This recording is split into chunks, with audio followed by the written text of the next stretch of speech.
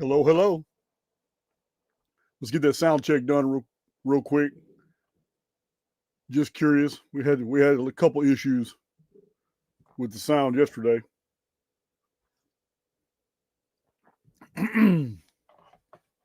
Right. We've got Mike backstage right now. He doesn't need much introduction from you guys. You guys already know, most of you. Although I do have a lot of new followers who have probably haven't seen.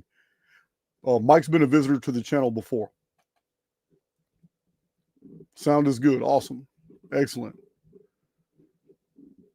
Excellent. I really don't have any announcements right now other than get ready for it, because in 2 days we have Paul Cook. He's going to give us an update on everywhere he's been. Last time we checked up with Paul Cook, he was in Malta showing us a bunch of really interesting things. After the Paul Cook video, you guys are going to get your book 2 C.S. Lewis Chronicles of Narnia decode. This one is The Lion, the Witch, and the Wardrobe. So if you haven't caught up and watched the first episode, you might want to do that, because this is dropping later this week. Other than that, without further ado, let's bring Stellium7 to the stage. How you doing, Mike? Hey, Jason. I'm doing good. Nice to see you. I was just trying to stream this to my own audience, and it's not going through. Let me just try one last little time here. Sure. Go ahead. Yeah, Jason. For those of you who have not checked it out, we have a 7-day free trial in Archaix Underground. Last time I checked, we had over 2,700 people in there now. The community is growing like wildfire, and for good reason. Very high quality people, very high quality posts, videos, downlinks, libraries, PDFs, whole communities, personals, want ads, everything's in there. It is basically a truther hub, and it's growing very fast. So it's Archaix Underground. It's a 7-day free trial. Go in there, check it all out, and see everybody who's in there, people from all over the world, and it's pretty exciting times. And I'm steadily uploading more and more content in it, but it's not just me. It's hundreds of other people are doing it too. So anyway, did you get it settled, Mike? Yeah, I think so. It should be streaming for my channel now as well. So welcome. I have never everybody done that. From both places. I've never done that. I've never figured out how to do that in the settings. One of these days, Big John will come over here and figure it out, because I don't have the patience for it. It's good to have a Big John to help. Yeah, man, it is. It is. So you got really good audio. From what I understand, you're somewhere in Spain, right? I am indeed. Yeah, I'm on the Costa Blanca. It's basically, if you look at Ibiza, it's to the left of that, and I'm on that point that sticks out there. Okay. Cool. I was just showing a few fossils from Spain yesterday, or one of my presentations. Not much. It's very interesting. The Mediterranean, unlike the Americas, It's the Americas are fossil rich, but around the Mediterranean, it's not that way. It's actually kind of rare to find fossils on the surface. Kind of makes you wonder if the entire Mediterranean area was something else before. And the Americas, I don't know why, but on the surface, on the Americas, we are just fossil rich. It's crazy. But I remember you talking in one of your videos long ago about the Mediterranean being far lower, and that there were cities with huge populations throughout what we call the Mediterranean now. So maybe the reason there's so few fossils is, if that was the case, is that what we think of as the mountains now would have been the peaks. Right, no doubt. There's no doubt. That's why Greece looks the way it does, with so many hundreds, maybe even little thousands, little tiny islets, small islands, and all that, and poor soil, not a lot of vegetation, almost no forests. Yeah, Greece was it was certainly the tops of mountains.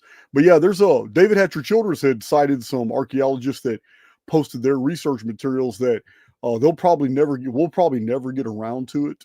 But there are 300 stone cities that have been documented with their locations, longitude, latitude, coordinates underneath the waters of the Mediterranean, and that the area used to be called Middle Earth long before it became, Mediterranean.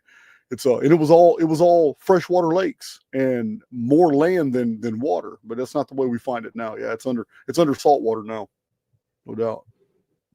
With lots of hobbit and troll fossils and yeah. Middle Earth. J.R.R. Tolkien, who actually told us, he gave us a little bit of truth in the Silmarillion when he started talking about the vapor canopy, the twilight period when there was no sunlight, when the world of the elves and all that. J.R. Tolkien was somebody. He was a friend with C.S. Lewis. Yeah, they were both members of the Inklings. And there was a guy named Charles Williams, I think, as well. He was an occultic writer. 3 of them, and probably some others. They used to meet and read the latest chapters they'd written of their books together. That would have been fun to be a fly on the wall in that room. That's pretty intriguing, man, that you would have mentioned that. Later on in this video, let's talk about later on, after we discuss some of these things, I have some questions for you, but on Bio-Geology, and which is your specialty. But later on, let's talk about, we both had books published recently. Just this week, my new Chronicon. I've been waiting like 20 years for Chronicon to be published, but my publisher couldn't handle. It's just too big. It's too massive of a work. So we broke it into 4 different manuscripts. And book 1 is the first 3,000 years of the pre-flood world. So it's massive too. So I just had a book release, but I understand you did too, and I want to talk about that later in this video. Let's see. So what's been going on with you in the past? It's been a year. It's been about 13 months. 13 months, I believe. 2 years. It's been 2 years. I checked the date yesterday. I was watching the video we did, just see what we covered. And man, I lose track of time. I totally. It's been a really crazy 2 years for me. Lots of work with the research, and then I've been invited to speak at a lot of different events. Been to 6 different events in the last 2 years. And 3 of them were in the last month. So I have had a crazy schedule. I was 2 weeks in Australia.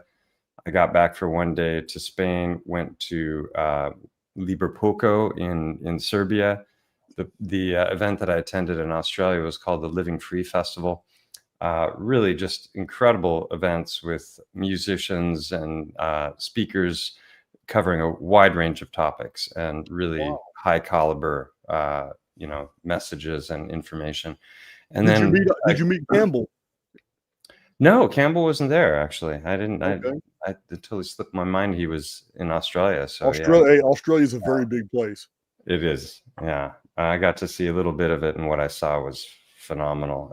This was in the New South Wales, Byron Bay, up to Brisbane, that region in there, and I got to stay in the bush and see loads of animals I'd never seen before, and it was just magical experience. I went with my daughter, and then Liverpool. This is my 2nd time attending that event. That's also, it's a truth freedom event, and some really awesome speakers were there. Mark Devlin was there. Stephen Young was there, myself, Gareth Ike, David Icke's son, and a host of other people. And then from there, I came back, worked 2 days in my office, and then went to London for the Illuminate and Elevate conference in East Grinstead. Wow. And got to hang out with Mark Devlin a bit more. Andy Kaufman was there, as was Martin Liedtke. And so that was an awesome weekend event, and then came back from that and tried to recover from all the travels in time for a massive party that just ended yesterday. My friend Alex Michael, conspiracy music guru, might have heard of him. I've already got him scheduled. He's coming on the channel. I really don't know who he is. I don't know who he is.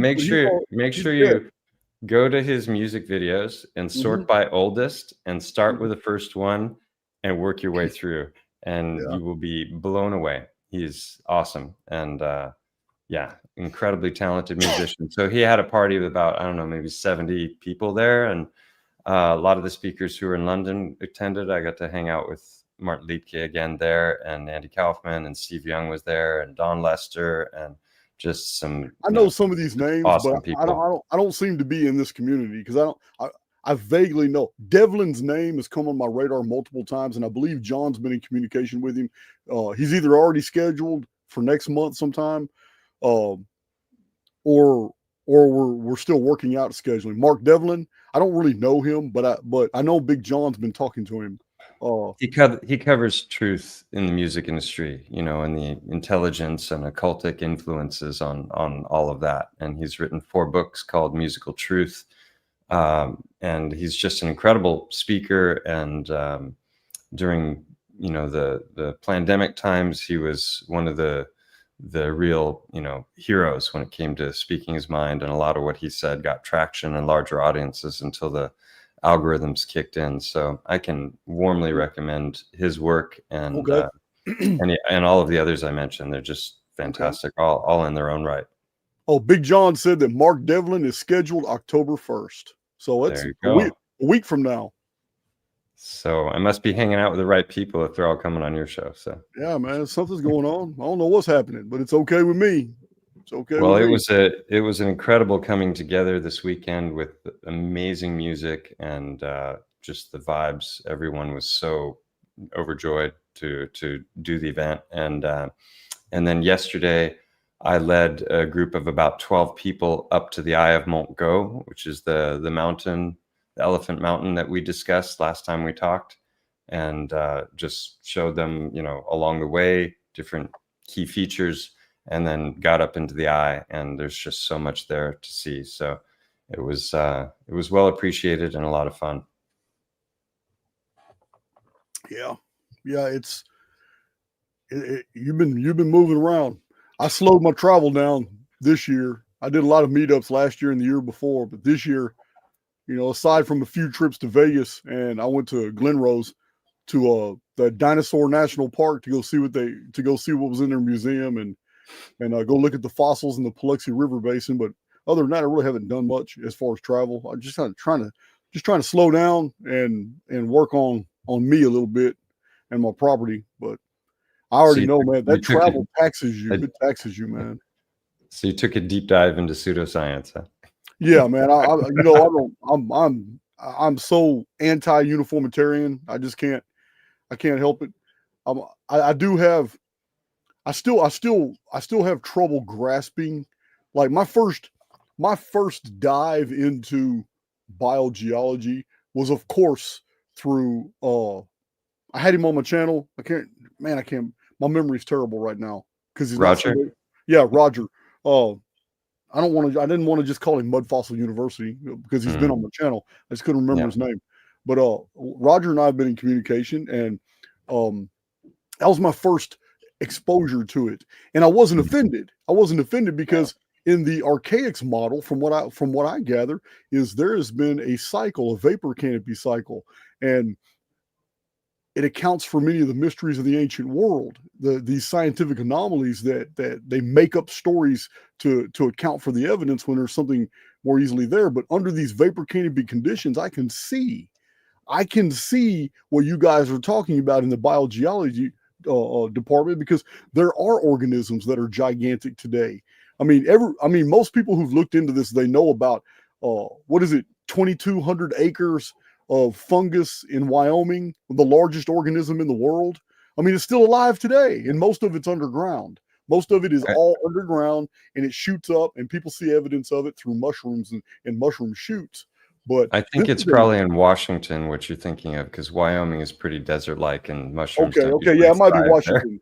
Oh, I'm sorry. Yeah, I'm sorry. it's said to be the biggest organism on Earth. Yeah, I'm sorry. It's Oregon. It's a national forest Oregon. in Oregon. Yeah, but it's the nickname is the humongous fungus. That's the nickname for it. But it is the largest living organism in the world, and scientists are still at odds about how old it really is, which is interesting to me because we have all these giant dawnwood pines, bristlecone pines, coastal redwoods.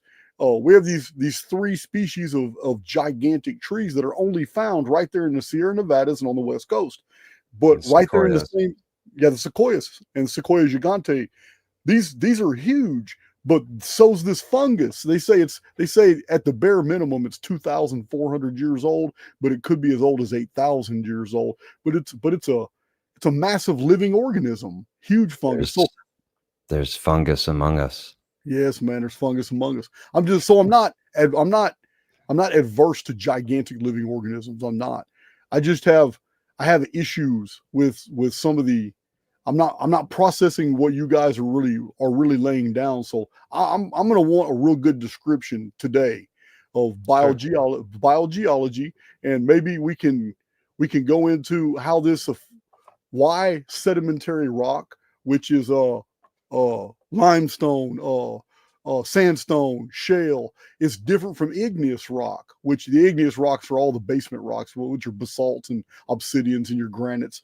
Why these are different from metamorphic rock, and what does this mean in biogeology that we have these three? Well, there's really four. You got conglomerate too, but really there's three major classifications for rock in the world. There's a fourth and a fifth, but they're so small. So, what does this mean in biogeology? Is the Earth one giant living organism, and the outer shells just get old and become stone? Educate me on that brings in the question of, is the Earth itself a living organism, a being of some sort? And but what you were just talking about is the cycle of petrogenesis, which is the creation of rock, and that's the mainstream narrative, is that we have these three types of rock: the sedimentary layering, which is your dead animal and plant life that create the forest floors, and eventually that compresses into more and more compact layers as time goes on. And that's where they're finding the fossils, in the different layers, and they determine the age of the layers by the fossils that are in them. Yeah, total circular reasoning. Yeah, and then the age of the fossils by the layer they're in. Yeah, exactly. So then as that pressure increases, then things start to melt and harden, and that's your metamorphic rocks. That would be like your marble and your granite.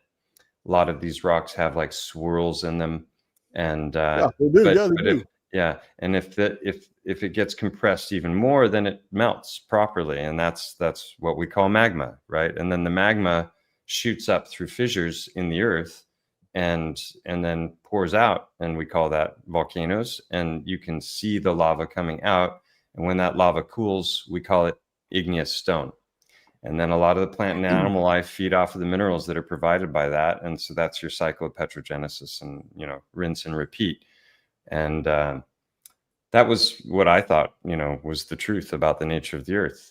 When I saw all the diagrams where they're looking at cross sections of the earth, and they know this is the crust, and this is I don't even remember all the different layers, mantle, and then eventually you get to the core of the earth. And it's always CGI images. It's just drawings, like space, because they can't go there. Yeah, it's just like space. We've never been down that far. Right. Yeah, the deepest hole ever dug was only 8 miles, and it took them 20 years to do it. And they were trying to guess what was coming each step of the way, and they were constantly wrong. So that was the Kola borehole in Russia. And I've heard stories that they, eventually there were like screams and demonic voices, and they capped the thing terrified and decided it might be I an heard that opening too. to the pits of I hell. Yes, I heard that too. Which could have been actually, wind. Could have been a flu under high pressure or something they were listening to, or could have been anything. Could be translated to screams when you're programmed to believe that hell is in the underworld.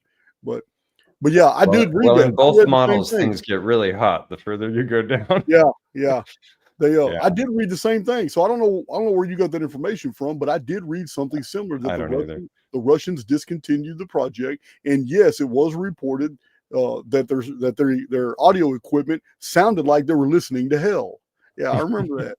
I do remember that. Right. Maybe we should stop drilling. we don't want things to come up. Yeah. So that's the cycle of petrogenesis. And then you were asking about biogeology, and I know there's a lot of fans of Roger in here. And a lot of what I've done was the original ideas that sparked my investigations that led to the discoveries that I've presented on my channel were coming from people like him and Jay Dreamers, and Wakey did a video where he was challenging some of the mainstream narratives regarding just geology and the claims that geologists are making about petrogenesis and the age of things and that sort of thing. So, and then about 8 years ago, I know Jay Dreamers. Who is Wakey?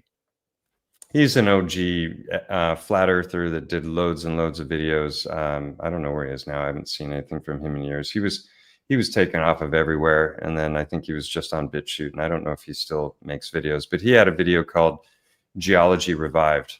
And there were a lot of little tidbits that I got from that video that were interesting. Like there was a father-son team that were making their own coal in a short amount of time. So they were basically just taking a piece of wood, putting it in a metal pipe with a bit of salt water and heating it for, I don't know, a week or two or something. And then out comes, coal that looks like it came straight from a coal seam. So we're not talking about charcoal from a fire. We're talking about tree leads to coal. That's what we're talking about. Okay, so trees under high compression mixed with salt water produces coal. Well, I'm not sure if it was compression. They just had it in a tube, in a metal tube. Well, that is interesting to me. Yeah. Have you seen the research of like William Corliss and a lot of the materials from American Arcana? What is the magazine? Oh, I can't remember. Smithsonian's got it too, where they find all these human artifacts inside coal seams. Have you seen that? Yeah, even boats, I think. Haven't they found like whole entire ships in coal seams? I vaguely remember you talking about that last time we talked. It makes absolute sense. If coal is a byproduct of salt water mixing with charred remains of forests, then shoot, there's a cataclysm right there. There's throwing a little volcanic ash for good measure. Yes, good. Yeah, you put your pumice in there and your volcanic ash. That's all. So I heard you just say something, and I need a little clarity. Your work is deviated from Roger of Mud Fossil. Is that what you just alluded to? So that's where I'm trying. That's where I'm going with. I'm aware of. Yeah. What's the distinction between what he's saying and what I'm saying? That's it. Yeah. Thank you. You said it better than I did. So I originally thought that when I started doing the investigations into the work with the mountain, and for those who don't know, I've spent a couple of years investigating a mountain here in Spain and documenting all the anatomic features that the mountain has. And it's not just anatomy, it's internal anatomy. There are caves that I've spelunked there. I've looked at the actual structure of the stones of the mountain, and there's a one-to-one match with anatomy in a way that there shouldn't be if it was just random chance. So this is way, way beyond pareidolia. Pareidolia is when you're looking at something and you see a face and there's not really a face there, right. in the clouds or in wood or something. Yeah, it's a false pattern recognition, right? But actually there's another word, apophenia, which is a false pattern recognition, where you're recognizing a pattern and you think it's real, but it's not, because you don't understand what you're looking at. So those are kind of two sides of the same coin. One is visual, one is an actual pattern. And so initially I was looking at this mountain and it looks like an elephant. It's called the elephant by the locals. There's a restaurant named after it, and I never once considered that it could potentially be until I came across the works of the guys that we were just talking about before. And so then I just thought, oh, what if, I was already looking into all kinds of crazy ideas that the mainstream wouldn't even begin to ask. And I thought, okay, well, let's just play a game as an intellectual exercise. And as I started to look at it on Google Earth, I started to see a lot more features beyond just the look of an elephant. There was an eye socket in the right place. There was a quarter moon discoloration right where an ear would have attached. The cutouts between the head and the shoulder are curving in on both sides of the mountain. I looked at it from above. I could make out a rib cage. It was just like, after an hour on Google Earth, there was about 10 features. And I was like, this is nuts. So I got out my anatomy books. I started, refreshing my memory. I work as a chiropractor, so I studied a lot of anatomy and histology in school. Histology is the study of tissue. So I got out the books and just started going, okay, what would I expect to find if I go back up to this eye, which I'd been up to many times? And I had a laundry list of cardinal features that are related to eye sockets, like the optic fissure and different points where the bones meet and the eyeball itself and all that kind of thing. And I wasn't expecting much, but I went up there and I had another list of 10 after that voyage. So I was like already at 20 after 1 week. That list has grown to over 50. It's comprehensive. I've looked with microscopy. I've looked above with using Google Earth as a drone, and actually someone has recorded some really good drone footage that I haven't had a chance to review yet. So I finally have some 4K footage available to me soon of the mountain. So I initially thought it was a mud fossil I was looking at, but I was confused. Like, that would mean that it would have to be buried in mud, which means that the earth level would have had to been 780 meters higher minimum in order for that to petrify, according to the theories of Roger. And it didn't really make sense to me, because then where would all that earth go? So that means all the earth had to be there had to be much more earth, and now it's gone. But even if that was granted, it just didn't make sense from a paramineralization perspective. He calls it nucleophilic replacement now. But the basic idea is that the water and the gas works its way out of tissues, or plant or animal tissue, and whatever has surrounded that material works its way in. So whether it's mud or volcanic ash or high mineral content waters, they're infusing and infiltrating the tissues of the creature or of the plant. And that is also the mainstream explanation for petrification. But that's what I was going to say. It sounds just like fossilization, because that's when the tissue decomposes, it's replaced with calcium carbonate or surrounding silicates. Silica. Yeah. So that's the mainstream explanation. But Roger's contribution to that, based on his own findings and his analyses of those, was that process can happen at a far more rapid rate. And that was a new idea for me, that maybe the earth was not as young as we were taught, and that there might be truth to the myths and legends and fairy tales and these sorts of things. And he had lots of different examples that he was showing of what he considered to be case closed on mud fossils, as far as evidence. And knowing anatomy and histology as I do, I was oftentimes going, but some of the stuff he presented was compelling, and I thought it was interesting. A lot of people think I've tried to steal his thunder or replace him in some way.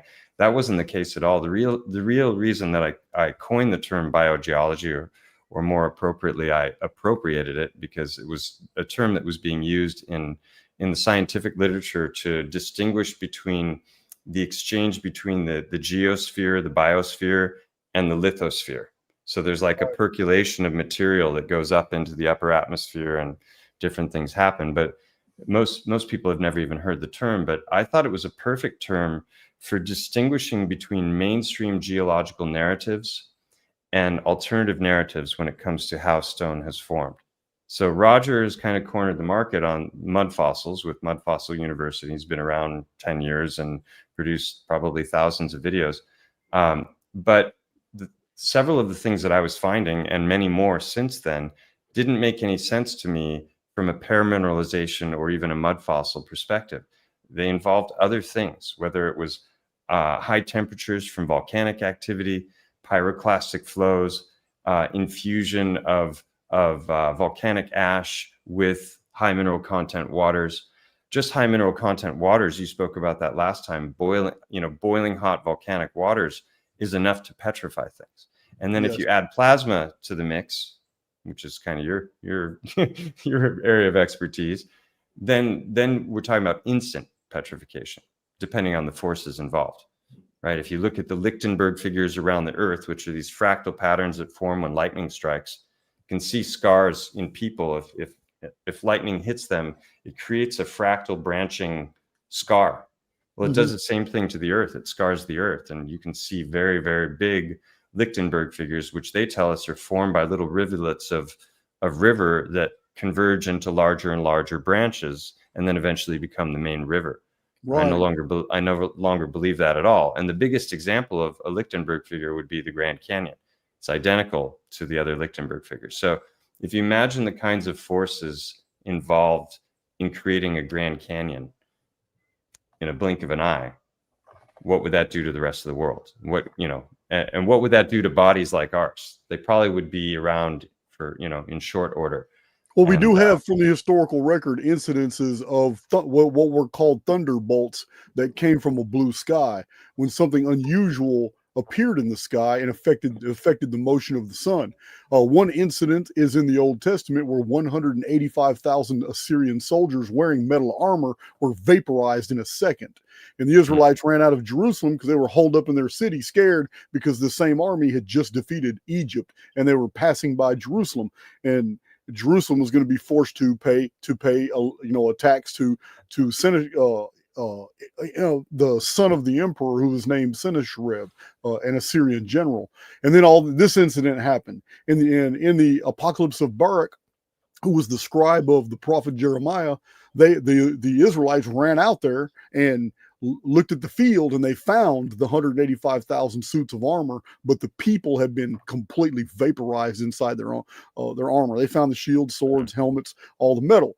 And these flux tube discharges, they are the subject matter of a lot of different authors' books. And I have actually seen subsurface interface radar 3D mapping of the Sahara Desert where these lightning bolts have hit the sand, and it does exactly what you just described. It looks like tree roots that have turned into tektites. And they're called fulgurites. Okay, fulgurites. Yeah, and they literally will stretch up, like if it hits a beach, they'll stretch up in this fractal pattern, and are hardened in that. Yeah, look like glass. They look like glass under like an X-ray. Looking at the X-ray pictures, the 3D. It's very interesting. But anyway, continue. I was intrigued by the work of the Thunderbolts project because they're proposing an electric universe model. They're still couching their theories in a heliocentric model, which I think is more would probably make sense if they abandoned that.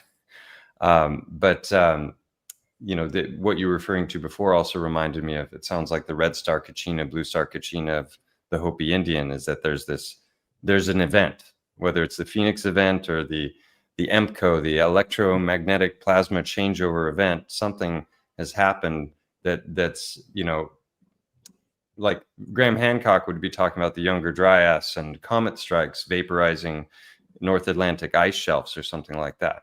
But again, that's all couched in this heliocentric model, which I no longer buy. I don't buy it either. I don't buy it either at all.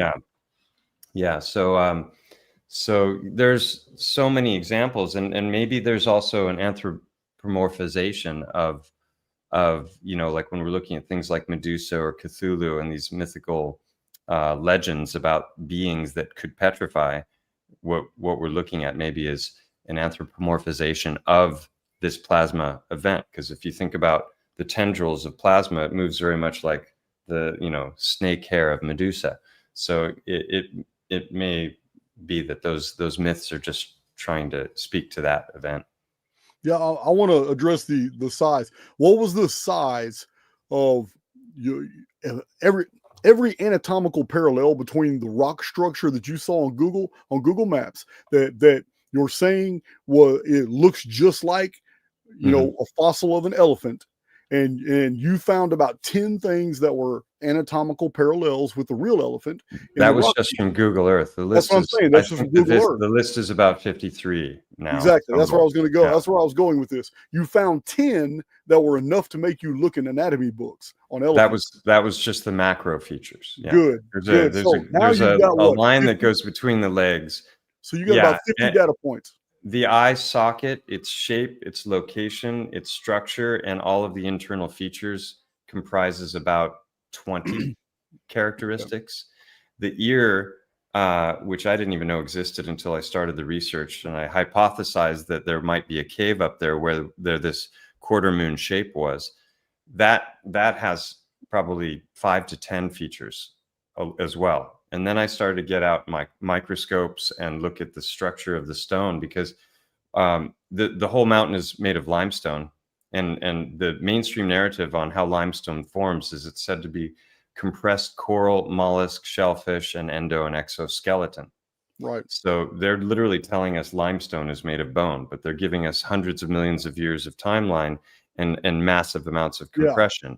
Now that kind of limestone does exist. It's known as coquina, and that's what Coral Castle is made out of in Florida. The guy levitating the multi-ton blocks, and you can see those fragments of shellfish and coral and whatnot with the naked eye. So that is a type of limestone, but it all appears to be in some sort of a binder, like a conglomerate, right? This limestone is nothing like that.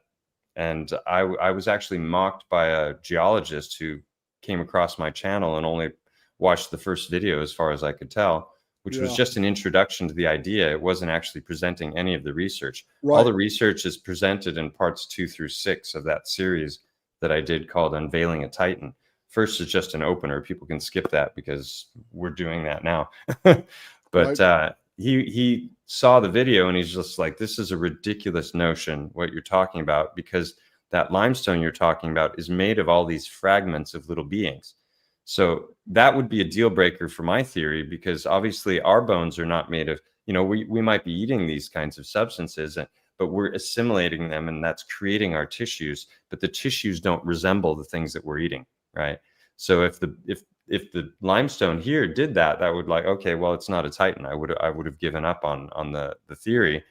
But I went out with a 1000x microscope to many of these stones, and there were 0 fossils embedded in them, 0, even under microscopy. Right. So what we have is a kind of limestone that doesn't match the official narrative of how limestone forms.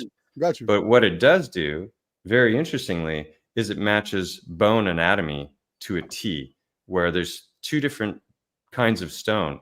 One are these thick blocks that are like 2-3 foot thick, which are in layers, and there's almost no channels in those blocks, except occasionally there will be a big channel.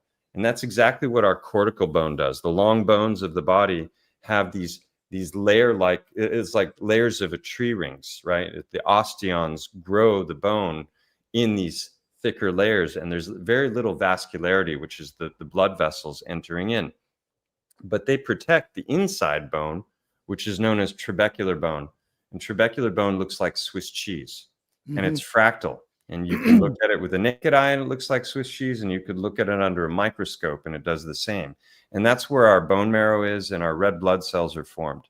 And so I started looking at these stones going, this looks exactly like trabecular bone and cortical bone. And what are the components of the bone? What is the breakdown? And you start to find out that there are great similarities. And then the mainstream narrative is that it's literally made of bone. Yeah. And so then I was like, okay, well, the earth all around is red. That's interesting. Blood, red, and it's filled with iron ore. Yes, it is. There's your hemoglobin, right? That's what makes the red blood cells red, is the iron that's in the hemoglobin in the blood. And then there's all of this quartz that can be white or yellow, and it's all over this mountain. And if you look at centrifuged blood and you remove the red blood cells, what you have is blood plasma. And when you break that down, you have these proteins, which are called albumin. If you remove all the water from that, it looks like quartz crystal flakes. So I was like, once again, finding a one-to-one correlation in a way that like either this is a simulation and it's, altering itself as I'm observing it and it's fucking with me, or there's something to this, because this is way beyond pareidolia or apophenia. Geologists wouldn't agree. Right. But they're not going to agree at all. I get it. I would like to offer a scenario that takes your data into account. Mm-hmm. Okay. You have it. First of all, what size are we talking about here? Mountain? We're talking about a 3-mile long creature that is currently 753 meters high. But if it was standing, because it appears to be laying down with its head tilted back. Right. And I have visuals for everything. I have a PowerPoint though, so I can very quickly. We'll look at anything later on, anything we talk about in this presentation, I can bring up visuals. So I'm not just making claims about it. Let me offer a scenario that would make what you found absolutely plausible. One that is perfectly consistent with everything that I have already found to be true, what I've accepted to be true. So let's imagine we can go ahead and remove the entire concept that we are on a rock going through space, going around a star. We're going to just for the purposes of this mental exercise, just imagine a closed system under some type of dome through which controllers of the phenomena in the dome can freely observe, like a science experiment. So inside the dome, they build this beautiful Garden of Eden type world with these creatures. They build all, and they see how the ecosystem is. And for a period of time, they experiment with these creatures, and they have this. No humans have been inserted yet. No avatars have been created for the very intelligences that built this facility. You understand? They're still on the outside looking in, but there's a period of time which we would call the past from inside the dome. And inside the dome, what we were doing on the outside of the dome was building a world. But we had to do many things first. And one of the things was the initial world. Once we got the ecosystem perfect, once there was a great balance between all life forms, once we got this predator versus prey ecosphere working prime, and we've got weather phenomena and everything's working great, it was realized once we ran further simulations that at the present sizes inside the construct, when we build avatars for ourselves and introduce ourselves into the scientific equation, we're not going to have much of a world. We're not going to have much of a world to build in. So if we reduce everything by about 1,000, because you can do that if it's all pure programming, if we reduce everything to 1 in 1,000th of what its sizes were, we can also play with something else. Jay Dreamers calls it plasma apocalypse. Before him, other people were calling it the MCO event. I have documented it meticulously as the Phoenix phenomenon. I'm not claiming these are separate events. I am claiming that the MCO event in the scenario that Jay Dreamers provides is a systemic cleansing of the dome. It's not the Phoenix phenomenon. The Phoenix phenomenon goes through multiple of these cycles where whatever this phenomenon is, it only manifests locally or regionally for whatever areas. It is a checks and balances system for the continuation of operations within this dome environment.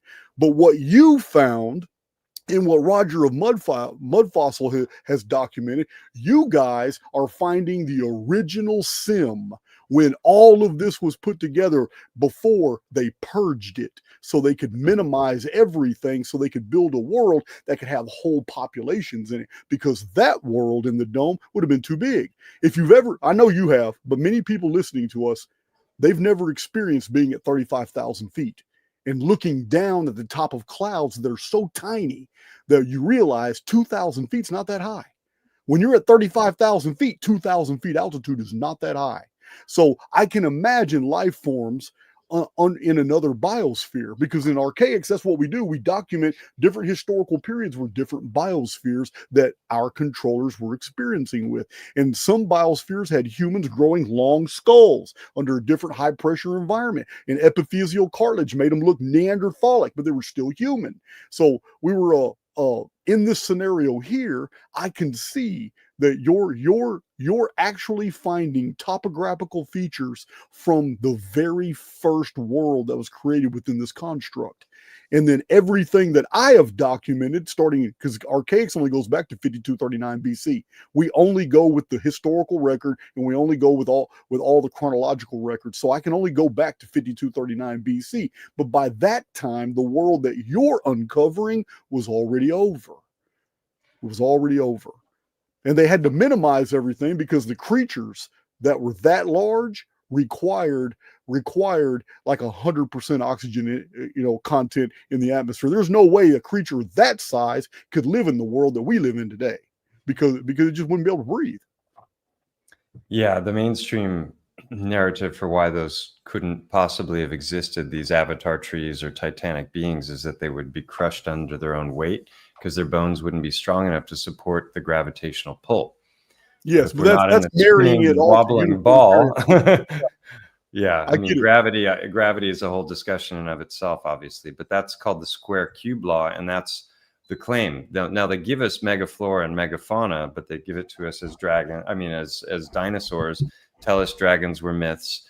They tell us that everything was much bigger and that insects were 100 times the size of what they are now, and so that's even in the mainstream. So these ideas aren't so far-fetched. Absolutely. And absolutely. And I read the book The Holographic Universe by Talbot, Michael Talbot. Yeah, like 30 years ago. And so that just resonated with me. And I sensed that, yeah, we're probably in a holographic universe, because if you look at things with a microscope, you have repeating patterns. And if you look with a telescope, it's repeating patterns in either direction. So no problem there. Then I discovered fractals, which are these mathematical algorithms that give rise to infinite universes just from a mathematical formula. So going back to your original question about size, when I came across Roger's analysis of the dragon in the Sahara, I mean, it's a far-fetched idea. It makes no sense on a spinning ball the size they tell us. And when people ask him about that, he gets triggered and blocks them, especially if they're flat earthers. And he never, to my mind, has ever properly answered the question of, how could something so big live on a ball so small? It would just walk around in circles, and it would, if it's 1,000 miles long, that's 1/24th the circumference of the Earth, right? And so if it stood up, it wouldn't be able to breathe, and it certainly wouldn't be able to fly. So how does that work? I have no problem with that. If you think of the Earth maybe having outer realms, being just much larger than we were told. And obviously you have the Antarctic Treaty and probably a dome there. We have gas pressure, which can't exist without a barrier. There's no scientific experiment that can reproduce gas pressure without a barrier down here. It's just gravitational gradient. And trust me, bro, from the mainstream scientific community. Hey, that's a good, I might borrow that. Scientific world. I got it from Witsit, so I can't claim credit for it. Trust me, bro. That's basically what uniformitarian is. Hey, man, everything is 300 million years evolution, old. all of that, and so when I saw Roger's stuff and I started thinking about 1,000 miles long, and I thought about this elephant, I'm like, okay, wait a minute, that dragon, if it's real and it did exist, would be a fractal level up from this 3 mile long elephant. And so that was I started putting the pieces together in my mind, and that was what led to the initial inquiry. And I want to go back to what I started to say about why I coined the term biogeology, is that mud fossils are definitely a thing. I'm not negating Roger's work, and I'm not trying to steal his thunder, but there are other ways that things petrify that he's not addressing. And also, very glaringly, he is denying the existence of the great trees. And there is more evidence for the existence of the great trees than any of the subjects that I cover. I cover the mountain, So I need to interrupt for this right here. So for clarity, Roger's a great guy, right? But he's a great guy. But at the same time that he's admitting to 1,000 mile long like creatures. At the same Right. time, he is actually saying that there's no evidence that there were trees that were commensurate with the sizes of these creatures. Right. So he removes the forest, but He leaves says Genesis. he says the Devil's Tower, for example, in Wyoming, which looks very much like tree stump, and that's a It hotly does. contested subject, Yeah. even in the truther community, about what it is and how it formed and whether it's from tree or not. Yeah. It's compelling visually, but it's not proof in and of itself. It's a data point. That's all it is. It's one data point. The question is, are there a ton of other data points, Yeah. or is it just the tabletop mountains, that look like cut trees, and Devil's Tower and nothing more? And what I presented, many times on my channel, and the reason I've been invited to so many of these different speaking engagements is because I'm presenting a whole plethora of other data points that all perfectly dovetail, and I'm happy to show visuals for them later. And to deny the existence of the great trees while talking about a 1,000-mile-long dragon in the Sahara on a 24,901-mile ball, to me doesn't make any sense. And then he's also referring to NASA footage. He's got grayscale NASA images, if you can trust anything out of that occultic lying organization. Yeah, we don't. And he's referring to their images as proof that what we think of as, asteroids and other things floating in space are actually Titan body parts. Now, I'm not opposed to the idea that there might be, an even larger fractal level than his dragon, and what would that look like? Planetary sized beings that maybe are floating out in space. But you can't trust NASA for your foundational stuff. And I have a hard time when people are just making constant claim after constant claim that there are other explanations that are more plausible. I don't want to get into a Bash Rogers session. I have a lot of respect for him. I wouldn't be doing any of this if it hadn't been for his information. I just think that it needs to be couched in a different cosmological model, and then it would start to make way more sense. His dream of getting accepted by the mainstream scientific community. Model. He's absolutely married to uniformitarianism, and that's the problem. Yeah. His research and Velikovsky and all of that. Yeah. Yeah, man. So, it's just, planets in collision or, that kind of stuff. So, but if it's a, potentially infinite realm, or at least, much larger than we were thought, the ancient cosmologies are the cosmic egg and the concentric spheres, which are the music of the spheres, and the luminaries were said to be within those spheres. Yeah. So we might be in the smallest of those spheres. And that may be what the barrier of Antarctica is. And then I heard there's a model from a guy named Martin Kenny. He presented the cosmic egg model many years ago. And he presented the idea that our sun and moon are binaries, and that Venus and Mars are another binary in an outer sphere, right? And that Jupiter and Saturn are another binary. And I was like, oh, that's interesting, because when you look at it from above, it looks like growth rings of a tree. So we have all the in the ancient cosmologies, Yggdrasil, the Norse mythology, you have the tree, and what we're looking at is a toroid when you look at a tree, right? You have the branches going up, and then you have the roots going down, and it's all looping back in on itself, just like the magnetic field does. So hold on, you just mentioned Norse mythology. You cannot omit Ymir, because the Norse believed that the entire world was built out of a Titan. Says their world, the origin of the world itself comes from a fallen Titan, a Titan that had died, and they literally built their world on that Titan. Mm-hmm. That's the Norse mythology, and it's not dissimilar from the ancient Asian Oriental concept that our world is a living organism that is moving, and they described it as a tortoise, a giant turtle, but yeah, a whole world. So there's some parallels here. I'd love to think about it. I mean, there's so many things that we can never really confirm for ourselves. We can't get outside of the construct, whatever it is, to prove anything definitively. But I think ultimately, flat versus globe is a false dichotomy. They get people arguing. You get your factions, and it's everyone's calling everyone a shill. But it's really a unification of the two. If you think about the cosmic egg model, because you have the globe. You have the accretion disk of the disk of land that we are on, And then you have and we have the aurora borealis spiraling, that's probably just the etheric energy spiraling into the singularity that is Mount Meru, like that's at the center of the construct that's powering everything. That there's old maps that seem to suggest that. There's a lot, and if you think about one of these plasma globes, just to go on a tangent with this, you were talking about great beings looking at a terrarium, right? Mm-hmm. Well, what if every once in a while they interact with that terrarium by touching it? Anyone's ever touched one of those Tesla ball globes? Yeah. The plasma goes to your finger, but it doesn't burn you because of the container, right? And the more you touch, the more of that plasma is concentrated on a particular thing. So we have these electromagnetic phenomenon that have been photographed now. They were theorized first and then photographed, but you have our electric storms that are happening down here with the big puffy white clouds. Way above that, you have this phenomenon known as sprites, which are moving in two directions, and there's like a line between those two directions, and that's at the Kármán line. That's at like 62 miles. So that's, some people think that's maybe where the enclosure starts, right? Or at least some sort of a barrier that keeps things from moving around.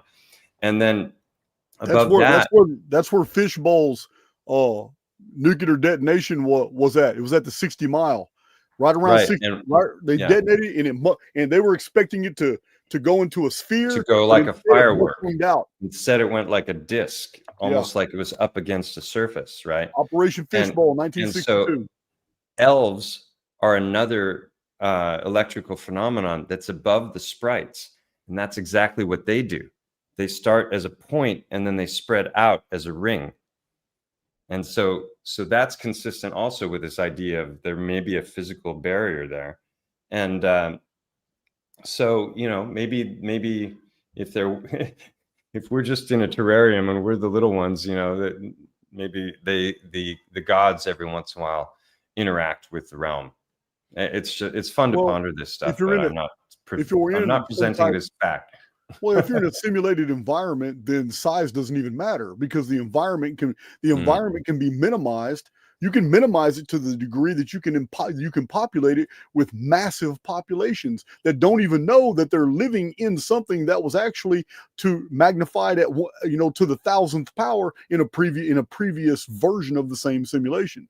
So if we're dealing with some type of incredible spiritual technology, then we have to judge things by their effects. You did a fantastic job of putting 50 data points of anatomy on what looks like to be an elephant to you, and I'm not saying you're wrong. What I'm saying is that's the type of research we need.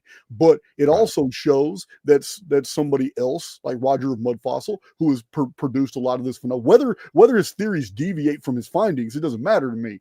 It's the fact that people are finding these shapes. So it's like the topography of our world, what we have mistaken. There are mountains and there are valleys. And then there are other things that you guys are finding that seem to have populated a world far before the version of the world that we're living in now. Yeah, the Earth is not flat. The water is flat. The Earth has topography. So that's a misnomer right from the get-go. So once again, I think it should be a synthesis of multiple models, and maybe ultimately it's unknowable.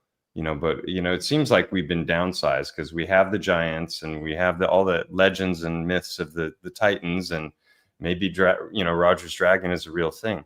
And just to finish the point about biogeology is, again, it was meant, I realized that this is better as an umbrella term, because mud fossils is going to mislead people in different ways, and it doesn't explain all of the different manifestations of the phenomenon, what we can actually see empirically in this realm. But if you're including petrification through volcanic activity, high mineral content waters, plasma, each one of those would be like that second level of the umbrella, the biogeology. So I think it's a better term,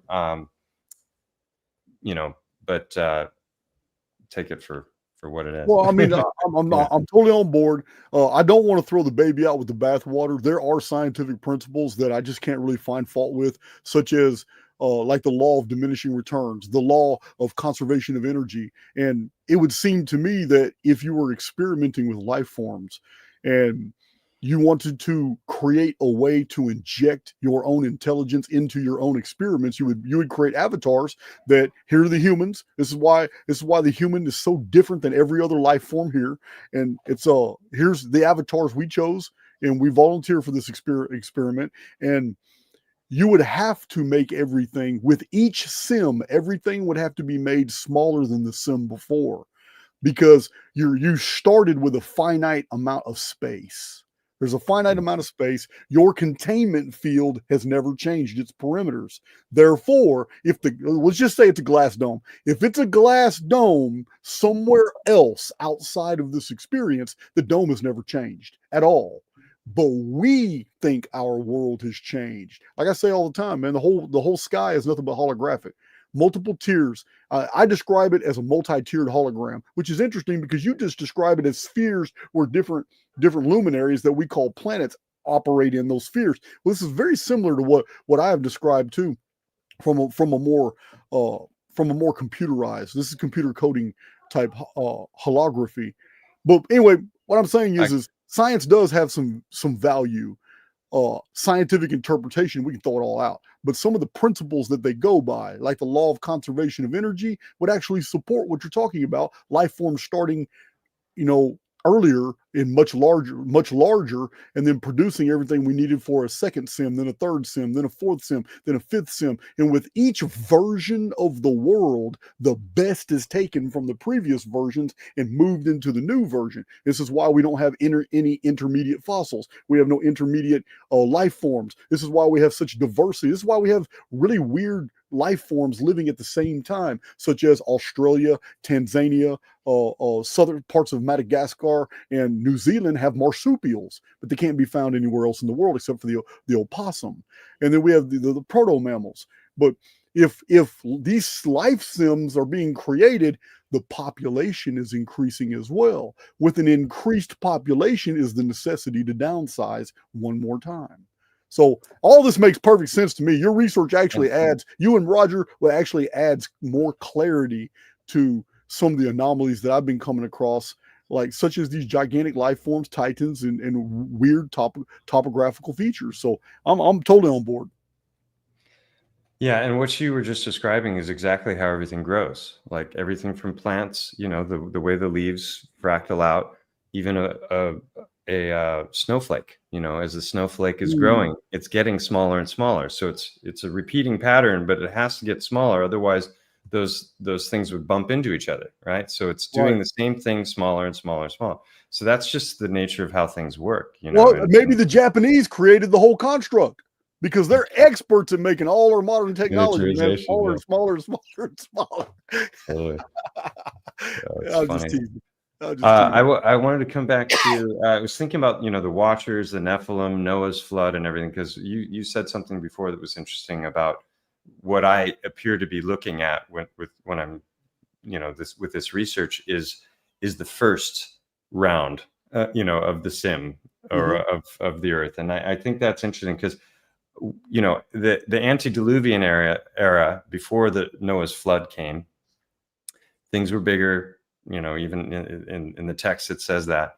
Then we have this kind of avatar vapor canopy era, right? And that precedes the Noah's flood. Do you make guesses about how far before or how long that was? A few centuries. A few years ago, I thought the whole pre-flood world was a vapor canopy, but it wasn't, because we actually have two different periods where vapor canopies appeared. But when vapor canopies collapse, this is when we get our worldwide flood traditions. And it's not that the whole world floods.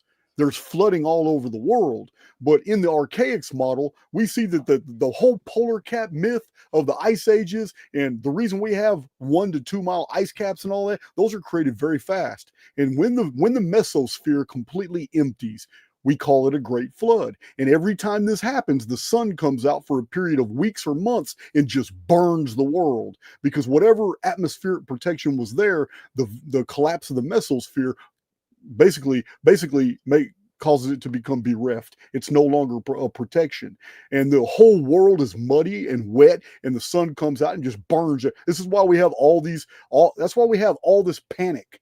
you see all these what they call dinosaurs are nothing but giant avians, like wingless birds and stuff like that. These three-toed And creatures. reptiles. Yeah, they're just reptiles and amphibians and avians.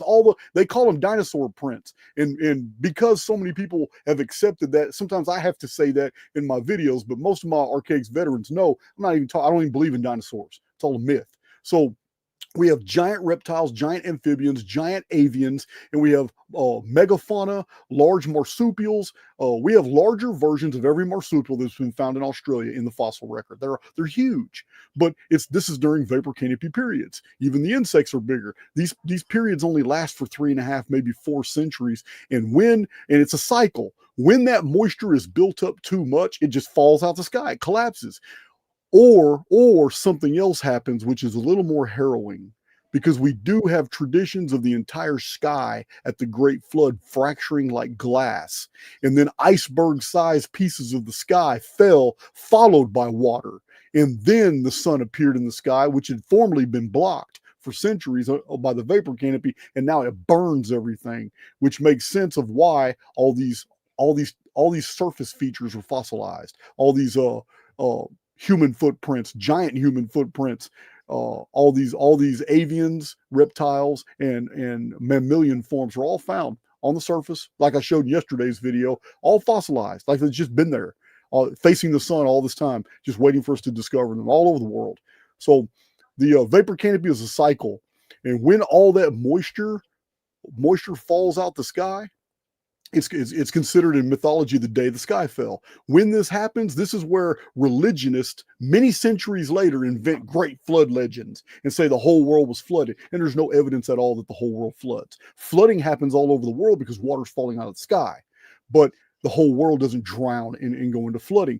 But what's interesting, I want to add to that though, because there's obviously our clouds today can hold a ton of water, right? And yeah. So if you have an entire world that huge amounts of water are up in vapor, and that comes down, that could lead to worldwide flooding. But the other thing is, when we're talking about the great trees, the Book of Jasher, the Book of Enoch, even the Bible, it doesn't reference trees, but it references the Watchers and the Nephilim, and this idea that God sent the angels to go to work at the trees. So they brought down the trees, and this is prior to Noah's flood, and those trees lay there for a long period of time before the flood came. So they had time to decompose, and there was also time for the people who were still alive, who had probably lived in and on the trees, to start to carve into them, which would be your mesa dwellings and things like that, and a lot of the stuff that Paul Cook, says is 3D printed structures in the UK. I don't agree with that. He and I butt heads on several ideas and no longer speak. I didn't know that. Yeah. But when you look at those structures, they exhibit the wood in every way, shape, and form. So I think they were carving into those structures. But the point I was going to make is that when they brought the trees down, if you've got trees that are many miles wide and are stretching up into the heavens, how much water would the trees contain? So it's not just the vapor that's floating in the air that would be freed up. Yeah. It's also all the water that would be contained in the trees. And then another thing about the wildlife raining down from above, right? These different, myths that, things that you've talked about. Well, if we're talking about a plasma apocalypse, what's going to get hit first? The tallest objects, right? Well, in the rainforest, something like 80% of the plant and animal life are in the tree, not on the ground. Right. So all of that wildlife that would have been up in those avatar-like trees would have just been hit and petrified and rained down like stone, or whatever else. So a lot of this stuff starts to make sense in the broader picture when you just look at the legends and what they're telling us. And I think you've been fantastic at that. But you were just talking about not that there wasn't a worldwide flood. I think there very well could have been, especially if the trees were cut down, because all of that excess water is going to be freed up. Yeah. Okay. Well, history is a very big place. And when I'm talking about the Great Flood, I'm referring to the biblical one, which is almost precisely dated at 2239 BC. I am aware that there was another massive flooding in 3439 BC, and even more so in 5239 BC. This is what we do in Archaix. We document all these old records, show these calendars and how they unfolded, and how they literally give you the precise dates of major systemic like resets, these events.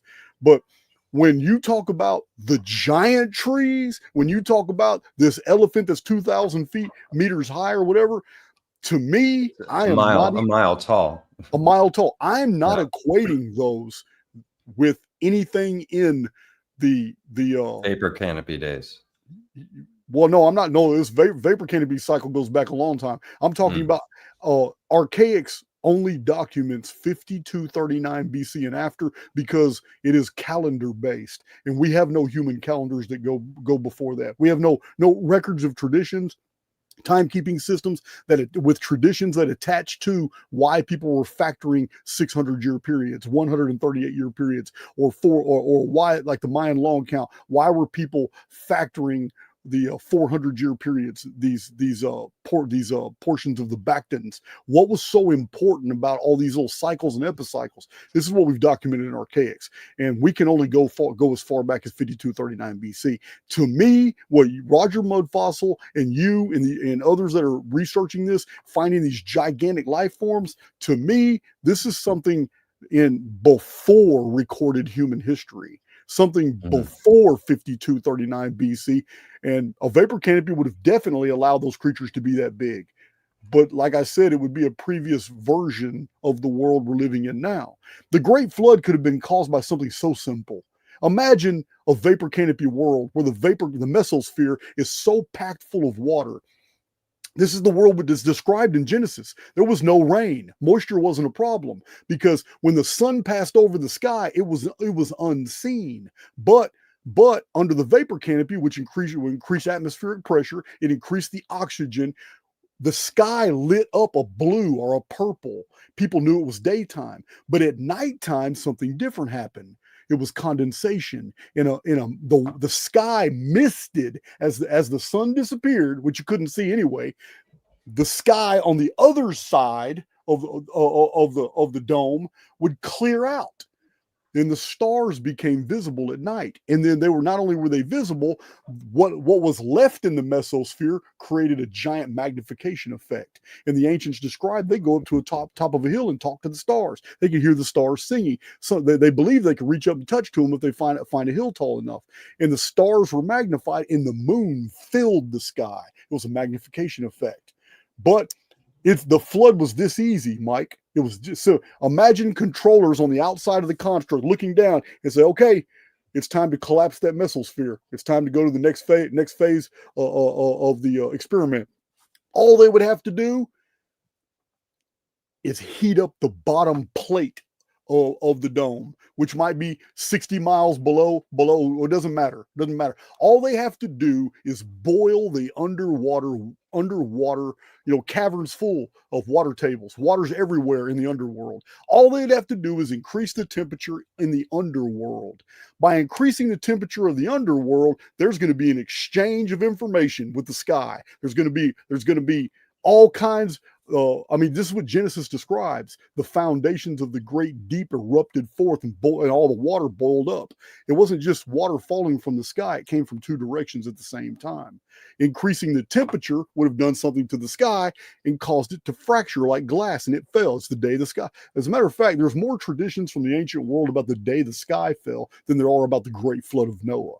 Great Flood of Noah is it's almost like an import. It is a tradition that was created ex post facto, but closer to the event itself, it was all about, the fear of the day the sky fell. And it's the reason humans were building underground facilities, living out of caves, anytime they suspected it was about time for the sky to fall.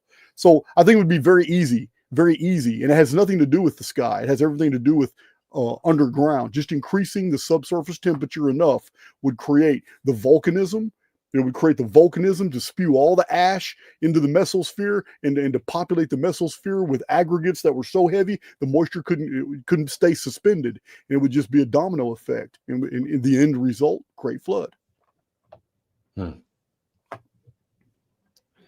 Yeah. Well, I was just thinking the Book of Enoch talks about the Titans and talks about them, the angels going to work at the trees, because obviously they wanted, God sent the angels to keep the corrupted beings that he was purging with the flood from being able to climb the trees to escape the flood waters. So that's why the trees were brought down. But isn't there a reference in Enoch to the Watchers being called trees? Or is that in other Judaic literature, there's a reference to fallen angels being called trees. I'm almost positive of it. Oh, interesting.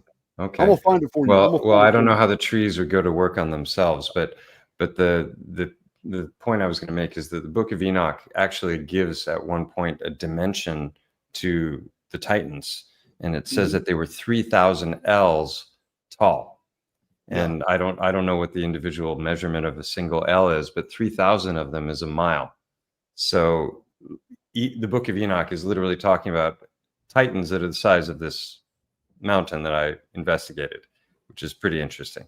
So then the dragon in the Sahara would be a fractal level up from that. And that's also apparently spoken of, the battle between the Leviathan and the Behemoth that took place in that part of the world is written about by one of the ancient Greek writers. Hold on. Say that last part again. That the battle between the Leviathan and the Behemoth. Oh, yes, in the Book of Job. That took place exactly where Roger's dragon and fish are battling it out, was spoken of, in one of the ancient Greek texts as well. So that was why I kind of opened my mind to it. If the legends are actually talking about this thing that you could only see from space, right, or whatever, right, from high altitude, then how would they even know what that structure looked like? Unless there was other ways of knowing. Yeah, I had to look that up because it was really bothering me. There is a reference in Ezekiel chapter 31 where the prophet, as a metaphor, describes Pharaoh in two ways. Part of the passage, he's describing Pharaoh as actually being led by Satan or Lucifer. And in the other parts, he's describing Pharaoh as being a great tree that overshadows the world. Right. And that's one of the passages that people talk about when they're criticizing the idea that the great trees existed, that the things that people who are in favor of the trees are referencing are these texts that are actually potentially metaphoric rather than literal. Okay. Maybe they're both at the same time. Oftentimes we're trying to pick a side, and it might be a synthesis of things. Just like so, have you ever come across the theory? Have you come across the theory that, like Arizona, the petrified forest in Arizona, that a lot of people say that a lot of that petrified wood that's all scattered because it's on the surface. It's some of it's beautiful agate, topaz, some of it's semi-precious stones now, but a lot of people are saying that those aren't tree trunks; those are just branches from the great trees that the stumps are left behind in Arizona for everybody to see. Right. Well, there's a bunch of things to say about that. I mean, first of all, I think the largest petrified tree in diameter is said to be something like 8 feet. So wow. We're talking about if we're talking about trees that were miles wide at the base, then that wouldn't even be a branch. That would be like the tiniest of twigs. But I think those are smaller forests that petrified. Absolutely. And those were with a different sim period. Yes. Right. And those were found all over. Now we have a couple key spots where tourists can go and pay to look at the petrified trees and buy a little chunk, But there were, Ben from the archivist Waking Up with Analog, he's sent me a number of newspaper articles from 100 years ago where they were harvesting those petrified forests. They were all over the place, not just where they are now. And when they were harvesting them, they had high quantities of gold, silver, copper. All the metals were in the trees. And I don't think that's because that the trees were growing the metals. I think that that there was a transmutation that took place Yes. as a result of the event, and whatever was in the tree was converted into different kinds of metals through a transmutation process that mainstream science doesn't acknowledge. But if you Right. know, it's a whole other idea about how the periodic table of elements came about. If it's not from exploding suns, and gravity, then how is it? And I think that our periodic table is coming from biology ultimately, like maybe all of it, Okay. right? This ties into the works of people like Walter Russell. He's got a whole other cosmological model, and his periodic table, in my mind, makes way more sense than the one we've been given. I think the one we've been given is usable, but it's specifically designed to keep people off the scent of what the true nature of our reality is when it comes to the physical world and chemistry and physics and that sort of thing. Wow. Are you familiar with Nivonite? No, never heard of it. Nivonite is one of the new elements that was added, like in the 1950s, 1960s. It's from William Niven, but they gave this. He's a scientist. This is the duplicity of the scientific community. This man actually finds a whole new element, and they honor him, and they call it Nivonite. And this is in the 50s, 60s, or 70s. His name is William Niven. And Nivonite's not the only new one he found, but they gave him Nivonite and named it after him.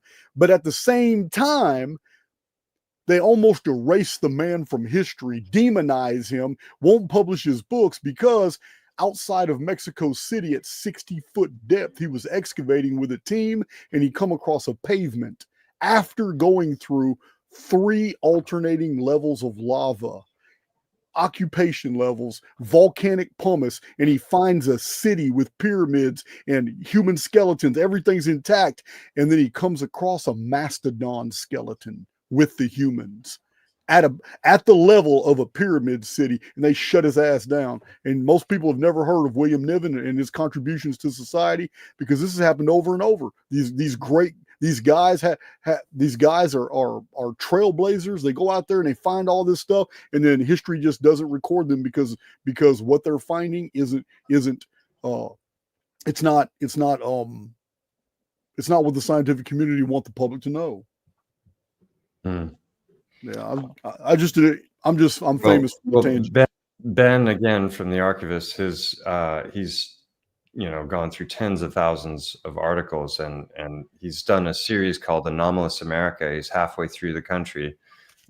Each episode is a state, and he's broken down the most interesting articles that he found over a decade of reading the digitized old newspapers before the Rockefellers took over the publishing and bursts and everything. Back when you were getting the real stories, they're speaking matter-of-factly about multiple levels of civilization, about all kinds of different petrified, finds, about cryptids, about all kinds of creatures of different types, and it paints an entirely different picture of our history than what we've grown up, taught to believe. Absolutely. Up until 6 months ago, you could have never convinced me that dark age in the chronological time period of the Dark Ages, Native Americans were living with, domesticating, and eating what we're told in museums are prehistoric creatures that all died 65 million years ago. You'd have never been able to tell me that. But now that I've seen the artifacts and turned to crude oil. Yeah, man. Now I've seen all the deals. Man, now that I've seen Renaissance paintings with anatomically correct brontosaurus before 1841, they even discovered what they first started calling dinosaurs. You know what I mean? It's just the whole narrative is absolutely falling apart. I am convinced that what we're told the Dark Ages, it's literal, because in the 6th century AD, all historians there's no controversy here. Historians do admit that the worst century in recorded human history to live through was the 6th century AD. This is widely published, and there's all kinds of reasons why. But there's a 25-year period called the Justinian Darkness period. Man, it's everything. It's meteorites, comets, dragons fighting in the sky. It's plagues, it's warfare, it's strange. People just going crazy, doing all kinds of things, and it's all independently recorded in all these different places. But it seems like establishment history doesn't want to put it all together in one deal. But it is the event that started the Dark Ages, and the Dark Ages lasted for about 440 to 480 years. Well, I believe that period was a vapor canopy period because at that exact same time period, we do have a 522 AD, we do have something very unusual happening in the sky. And it is dated 522 AD. Over England, there appeared to be two giant sky dragons fighting over the sky. And it just spread over the sky. It spread over the lands of the continents. Then both hemispheres were reporting it on both sides of the Atlantic. And it's so strange. But I believe it was a vapor canopy world. And I believe it's the last one. And I believe it's coming out of that vapor canopy world were navigators who mapped out all of South America, Patagonia, all the islands down there in the Antarctic. Antarctica was mapped. They know exactly. I mean, these maps show the valleys, the mountains, the rivers. All that is under ice pack today. Greenland is shown with no ice on it whatsoever, and all that's very, very easy to do during a vapor canopy period. But once that vapor mesosphere collapses, all that humidity falling from the sky snows, and the ice pack is created very, very fast. It's a cycle. But yeah, it's the last one is the reason. The last one is one that explains all the mysteries for me.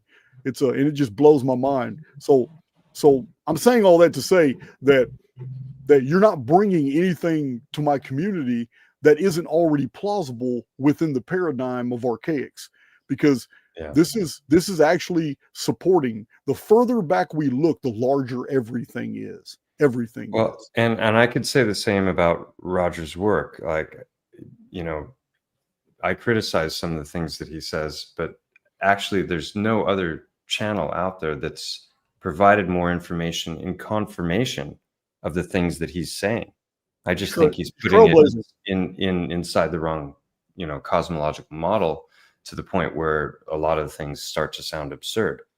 Going back to Ezekiel, and also this relates to Roger as well, because of the tree topic, that you could metaphor or literal.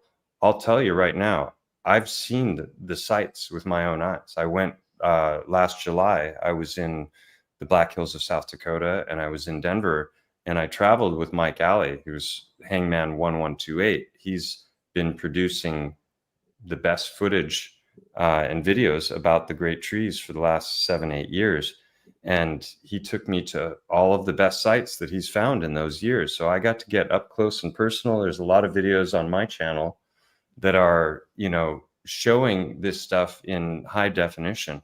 And it's undeniably tree. It's fractal. It's you can pick up a little piece of wood in the forest, and you can hold it up, and right behind it will be something that's 100-foot wide version of the same thing. And then you can look on the ground, and you can see things that look like wood, and they're stone. And you see other things that look like stone, and they're wood. You can't tell them apart. It's uncanny, and it's so beautiful. I mean, the footage that I've shared is fantastic, is from a beauty perspective. But when you're up close and seeing it with your own eyes, it is majestic. It's so undeniable. You have to deny your senses. I coined the term paradigm blindness, because if this is true, why wouldn't all the geologists have seen it? And are they all in on it? Are they all trying to lie to us? Of course not. Most of those people are good people who believe what they believe, but they've been raised academically and literally in life in a paradigm that says such things are impossible. So then when they come across something that's just an obvious, empirical, self-evident example of it, they're blinded to it, because in their world, it's not possible. And, the same goes for the heart stones. I talked a bit about those last time. A big portion of the research on my channel has to do with having found hundreds and hundreds of examples of what I believe are petrified hearts. And it's not just the shape of the heart. There are highly specific anatomical features. I mean, this is It's way easier to show this visually than to talk about it. But this is an example of, I was talking about the raining down of body parts from the trees if the plasma event were to occur. Well, what would happen in the body if the body were hit with forces that were thousands and thousands of degrees Celsius, and how it's going to obviously destroy the outer portions of the body. I coined the term boiled egg theory, where the chest and abdominal cavities, where the most of our bigger organs are floating in fluid, and they're inside of a big thick fatty chamber, right? So you've got a pressure cooker with water, and the organs are suspended in that, and they're all protected by fatty layers, like an egg is protected by its eggshell. So if you boil an egg in 10 minutes, it's hard inside, right? Well, what happens if the heat is thousands of degrees for longer and it's inside of a pressure cooker? Might that harden organs to the point where they turn to stone? And that's what I believe happened. And a lot of the pebble beaches and what we call cobblestones around the world may have come from that event also, because once they're stone, they're going to stay stone, right? So just playing devil's advocate, you say a lot of hearts, and I've heard this before. So what would be the reason that gallbladders, kidneys, lungs, what would be the reason that there's so many hearts found, but not other internal organs? Yeah, well, there's a couple of reasons. One is that the heart has the thickest of the protective fatty layers. Okay. And it's also very dense, the muscle and the fascial matrix of the heart. Absolutely. Because the heart has to work or you're dead. Yeah. One of my subscribers sent me a message several years ago, and he had an Australian Ridgeback dog that he absolutely loved that passed away, and he created a funeral pyre that was 8 feet long, 6 feet tall, and 4 feet wide, made of the hottest burning wood imaginable. I don't know what type it was, but this fire burned for 36 hours. And at the end of the fire, he went to make sure everything was out, and he saw 2 different kinds of ash. There was the ash from the tree, there was the ash from the body. And then he poured some water on, and it exposed a hardened lump, which was the heart. The heart was the only thing that survived that fire for that long. Wow. In the body, and it was hard, he said. Now, he may be not telling me the truth, but it ringed authentic when I heard it. So lungs are very porous, so they might not preserve in the same way. Mm-hmm. Gallbladders, kidneys, these are very nondescript stones. I find loads of stones that look like a kidney, with the little C shape and the indentation. But if I start holding up a kidney-shaped rock and say, this was a petrified kidney, people are going to look at me like I'm nuts, right? Yeah. It could be. But there's no way to compare them with a modern kidney and have enough. Yeah, you could potentially do a cross section, and there may be some of the medulla of the kidney might still be there. I actually have a couple of stones that show on the outer portion of the stone that it appears like there's a medulla there. So at some point, they're a little too small. If I need a really thin diamond saw or something to get through it without destroying the stone. But my point is that those other things that you're talking about are there. They're just very nondescript, right? A kidney stone is not so interesting. But a heart has the 2 biggest blood vessels of the body going in and out of it. It has a very specific shape. It has lines in it. And when we go into rigor mortis on death, the heart contracts so that the sides taper in.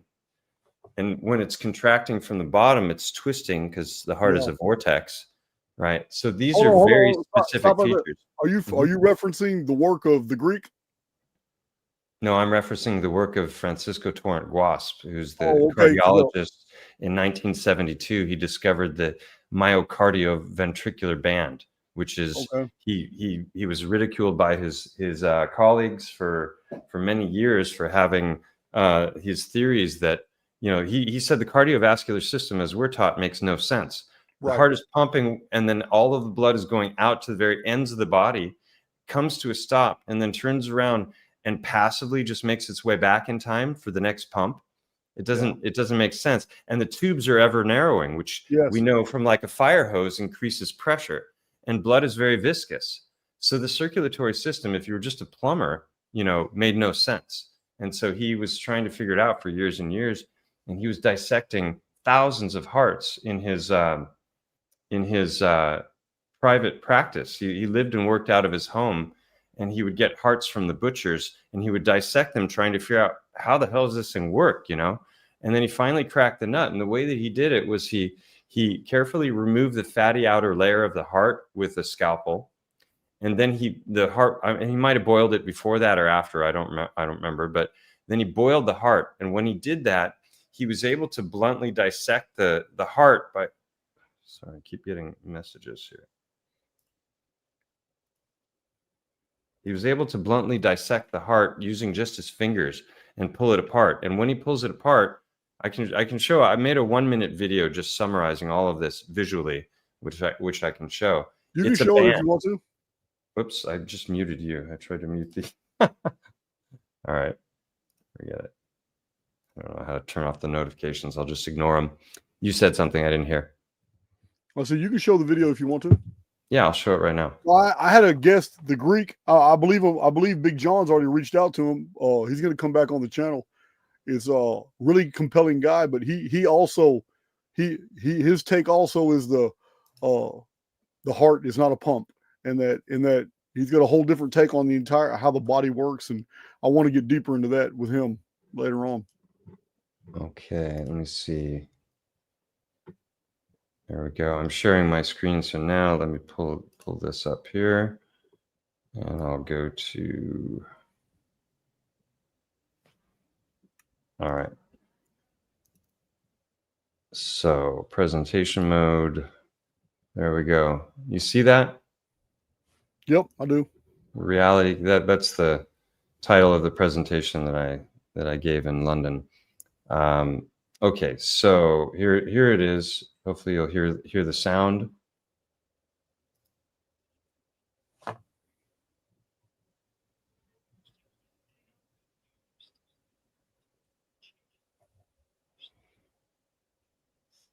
I don't hear any sound. Oh, you're not hearing sound. Crap. No. Okay, I'm hearing it. So that, I probably have to share with sound. Hold on. Let me back out of that. And where is StreamYard? So share, whoops. Don't leave studio. Stop screen. Share screen again. I don't know why. I forgot the also share tab audio. Okay, window. There we go. Share audio, share a tab or screen. Entire screen. I'll look at the audio too when it pops up on my backside. There we go. Now it should work. All right. Whoops. Yeah, it says the audio's on. Okay. So now I just got to find the file again. All right, here we go. Did you know that almost everything you were taught about the heart is wrong? Is it working now? Yeah, okay. Let me hear it. Most everyone today, even doctors, still believe the heart to be a 4-chamber pump that pushes blood through a mind-boggling 60,000 miles of narrowing blood vessels to fuel our 40 trillion cells, then filling again as if by magic on relaxation. Well, that theory was thoroughly debunked by the Spanish cardiologist Francisco Torrent Guas back in 1972. After dissecting thousands of hearts, Guas finally discovered the heart's true structure. The heart's far more amazing than we ever knew. It's like a rope, a long tube wrapped into a knot. Instead of being pushed, the blood is pulled through the heart in 2 spiraling vortexes. This has been proven with CAT scans, functional MRI, and positronic emission. Look at the spiraling contraction. So here he's actually, or they're blowing up with gas, a cow's heart. And not only does the blood vortex, but the fibers themselves of the heart are vortexing in opposite directions. And then this is positronic emission up here. I think they use like something radioactive in the blood in order to record this. And here you can also see 2 opposite rotating spirals. So he proved not only that it was that the blood was vortexing, but that the heart is a band, the myocardio-ventricular band. Mike, well, I'm wondering now, just looking at this, that if like insiders in the military industrial complex already know this, if they knew this about the heart, and I'm pretty sure that they already do, then by now they should have developed propulsion systems based off that model, like a toroidal generator, an engine that uses a toroidal field. Exactly what the heart is. It's a toroid. It's got the biggest electromagnetic field in the body that extends beyond our body. It's way more powerful energetically than the turn off those than the brain. And yeah, I mean, there's probably all kinds of sequestered hidden technology, but this is something this man discovered this in 1972. Let me just finish it. Just a few more seconds here. Look at the spiraling contraction. It changes everything we know See the about opposite heart and rotating circulation. spirals. If you'd like to know more, check out these videos. And then going back to here, when you see the contraction of the heart, see how it's twisting? Pump that pushes blood through a mind-boggling. That's what it would do on death with rigor mortis. And this line that he's showing right here with his finger, that's a sulcus line. It's a very specific feature. And then when it's contracting, there's a twist from the bottom because of that toroidal shape. And positronic. So that's let me back out of that one. You're still seeing that, right?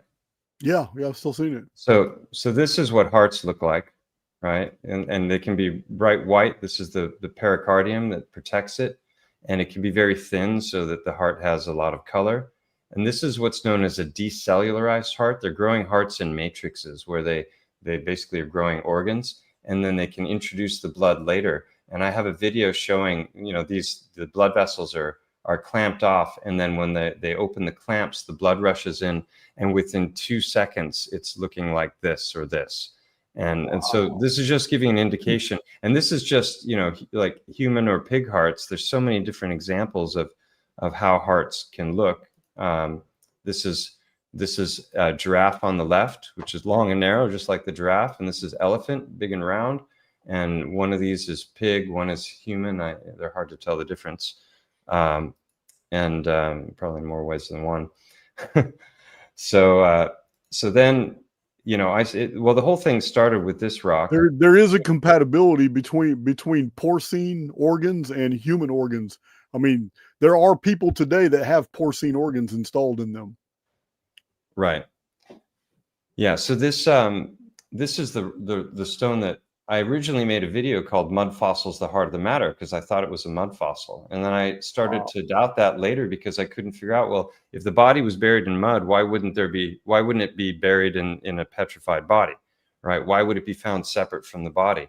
And so I started analyzing this thing. That one stone has 23 different anatomical features. I've gone. This is the isthmus of the coronary of the pulmonary arteries, and that's what this is. And you can see how fleshy it looks. And if you wet this stone, it's red like beef. Wow. And this is on the back upper side. This is the aorta and the vena cava, exactly where they should be. This is that isthmus. And then see this area here, this fatty portion, right? It looks like fat. This is the coronary artery, and this is the coronary sulcus. Those are highly specific features, and they sit right between the left atrium and the left ventricle. So now if I go back to these I showed you before, that's this line here. And see the fat, right? Even this one has it. And then fat accumulates there and here as well. So what are the odds, right, that rock is going to have so many features? And I started to break it down, and it has 24 different anatomical features. That's a huge number for a mud fossil. I sent a video of that rock to Roger in the very beginning when before I ever made a video on the subject, saying, hey, Roger, this is the best example of a mud fossil that I've ever seen. And I'd been watching his channel for a while, and I said, you're welcome to use it. And he never did. He took no interest in it. And then he's made other videos about petrified hearts, and he's not showing anything that looks like this kind of stuff that I've been showing on my channel now for years. isthmus, isthmus, isthmus. This one here has the aorta opening in the back. It's 1.5 feet long. I have that in my office. Let me just show you some of the best here.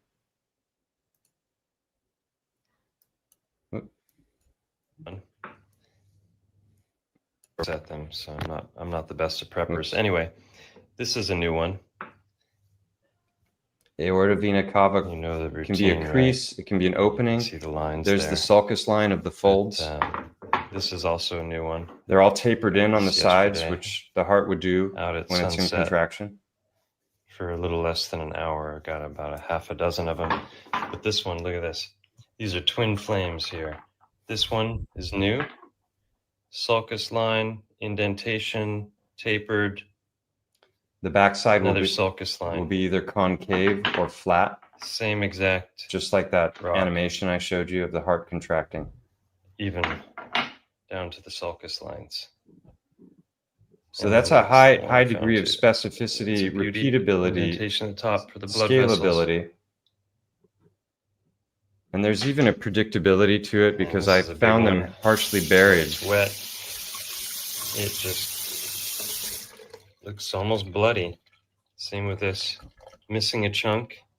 And on the inside, darker red. So, yeah, every once in a while, I got to go out and get a little inspiration for. This one here I sliced open, and right across the middle of it, where you would have a big blood vessel in the heart, is petrified or quartz crystal. And my theories early on were that anything that was fat in the body would petrify to quartz, and anything that was sap in the trees would also petrify to quartz. I want to comment on that. There was a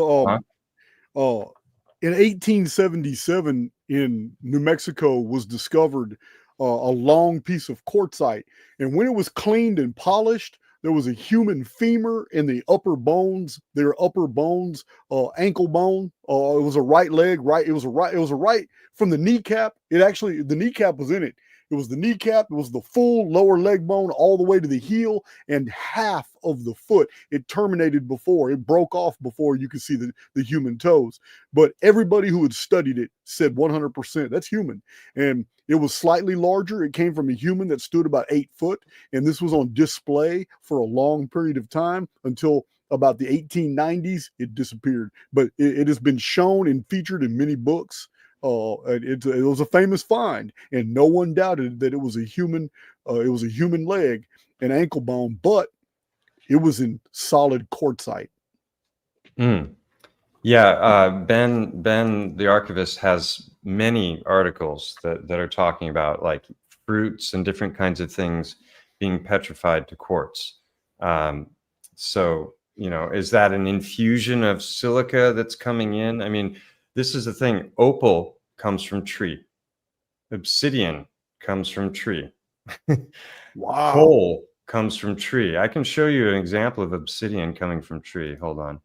So obsidian is not volcanic rock. Well, what is volcanic rock is a better question. Huh. What are volcanoes? I suspect that there we go.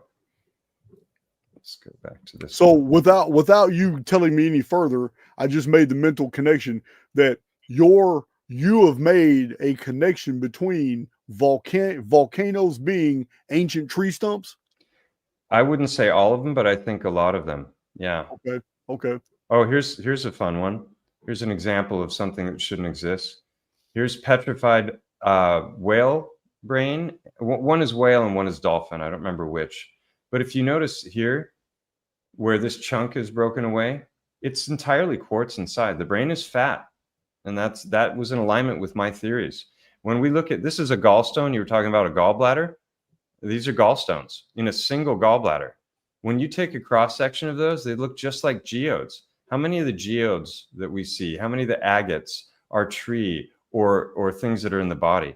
We have kidney stones. We have lymph nodes. There's over, like, I can't remember if it's 300 or 600 lymph nodes in the body. If all of that stuff turned to stone, that could very easily populate the world's beaches and river bottoms and stuff. So, you know. And then you were talking about that leg. I don't know how, you know, people have had this CAT scanned. You got all kinds of weird anomalies. We talked about them last time. You were showing you know, examples of petrified jellyfish, and, you know, fish giving birth or in the process of eating. And, you know, this is very interesting. This just totally debunks, you know, the whole stalactite, stalagmite. It takes 50 to 100 years per centimeter. Right. Watch this short video. This is mind blowing. I'm about to show you 5 different examples of rock forming quickly. Then I'm going to ask you a question about a dinosaur bone I'm going to show at the end. From Karlovy Vary in the Czech Republic, mineralized water went through these pipes and formed this in 80 years. Here's a spark plug in stone, no more than 20 to 40 years to form this. This little guy right here was put into a mineral springs in Karlovy Vary, and within just 6 weeks, it turned to stone. And this right here, this is the same material you find in stalactites and stalagmites in those caves that they say are millions of years old. This right here took 6 months to form. Here's the question. Here's a dinosaur vertebrae. If these right here can form in that length of time, anywhere between weeks to months to years, how long does it take to fossilize a dinosaur bone? Good question. If the creationists are right, then it's 4,500 years, no older. What do you think? Hey, I just recently showed too last week.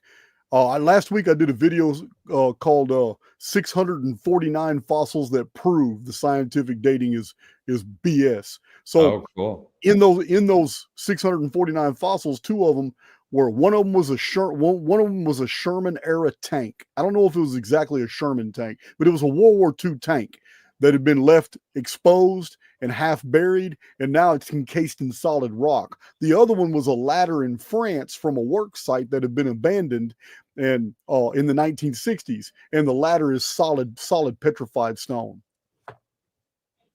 It's crazy. Yeah, this is Mother Shipton's cave. So the high mineral content waters that were causing that you know, that accumulation inside the pipes, same thing is happening. It starts in the outsides of the objects that they hang, and within months it's penetrating and working its way in.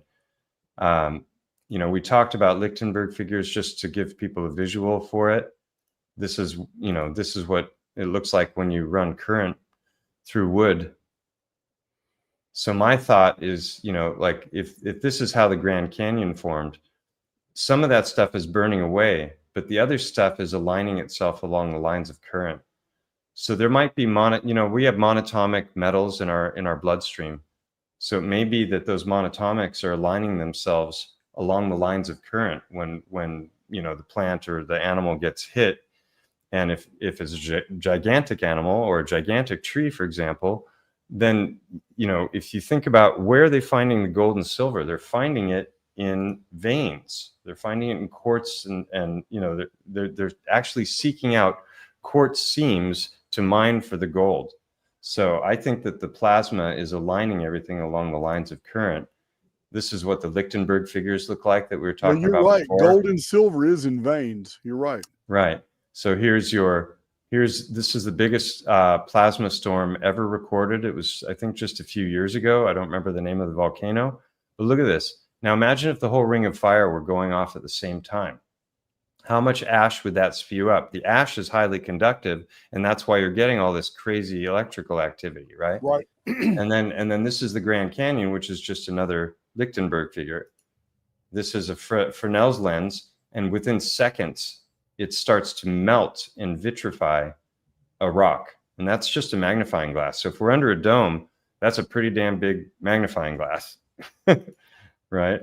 So then this is showing that opal is coming directly from tree. There's this, I don't know where this comes from, but it looks a hell of a lot like meat. Someone sent me these. These were in a bucket below an awning, and the rainwater was going down into the bucket. They petrified in 1 year from rainwater, nothing else. You know, I know you've gone deep into this stuff, but this is just proof, you know, that opal is wood, and I'll show you the obsidian in a moment. Yeah, I in my video, the 649 fossils that disprove scientific dating. I showed 2 or 3 fossils that were solid opal. Mm-hmm. So here on the right is copper in its natural state, right? And that has to be extracted for copper wires. But this is rainbow obsidian. You can still see the tree grain in it. And Wow. I'm going to show you now. Where is it? Here we go. This is a site in Oregon where you can see all the grain. Now, if this is from flowing fluid, why is it going to have all that micro layering? And then you can see that there's different portions that have vitrified. This almost looks like layers of tree, right? And you can see it down there. And then, this is the work of Hangman. It's just phenomenal. The scale of it. This is what you can see the tree grain here. The oxidized portion has been removed, and it's still got the color and the grain of tree. This is what I was talking about before. That is very compelling. Now, that's a lot smaller though than the Grand Canyon, because the Grand Canyon is 275 miles in length.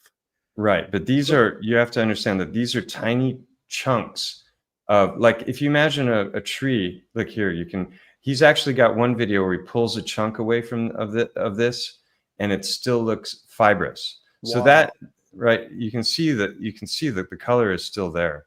That's amazing. See, this is what I was saying before. Devil's Tower is a data point. It's not conclusive. And here's the sap. This is where they would look for a larger scale of this, and they would go into that and mine it looking for gold and silver. So that, I've got lots of video. Those are just photographs. Then you've got the marble caves of Patagonia. In the sedimentary layering model to metamorphic rock, marble is metamorphic. How do you get concentric rings? How do you get swirls that look like tree grain? I'm sure they'll come up with an answer to that question. But the question is it far-fetched? And would Occam's razor suggest that maybe things like salt mines, like we're looking at here, were formerly tree? It sure looks like tree to me. Yeah, it sure does on the inside. Then you see stuff like this. Looks like tree. And if that doesn't look like tree enough for you, check this out.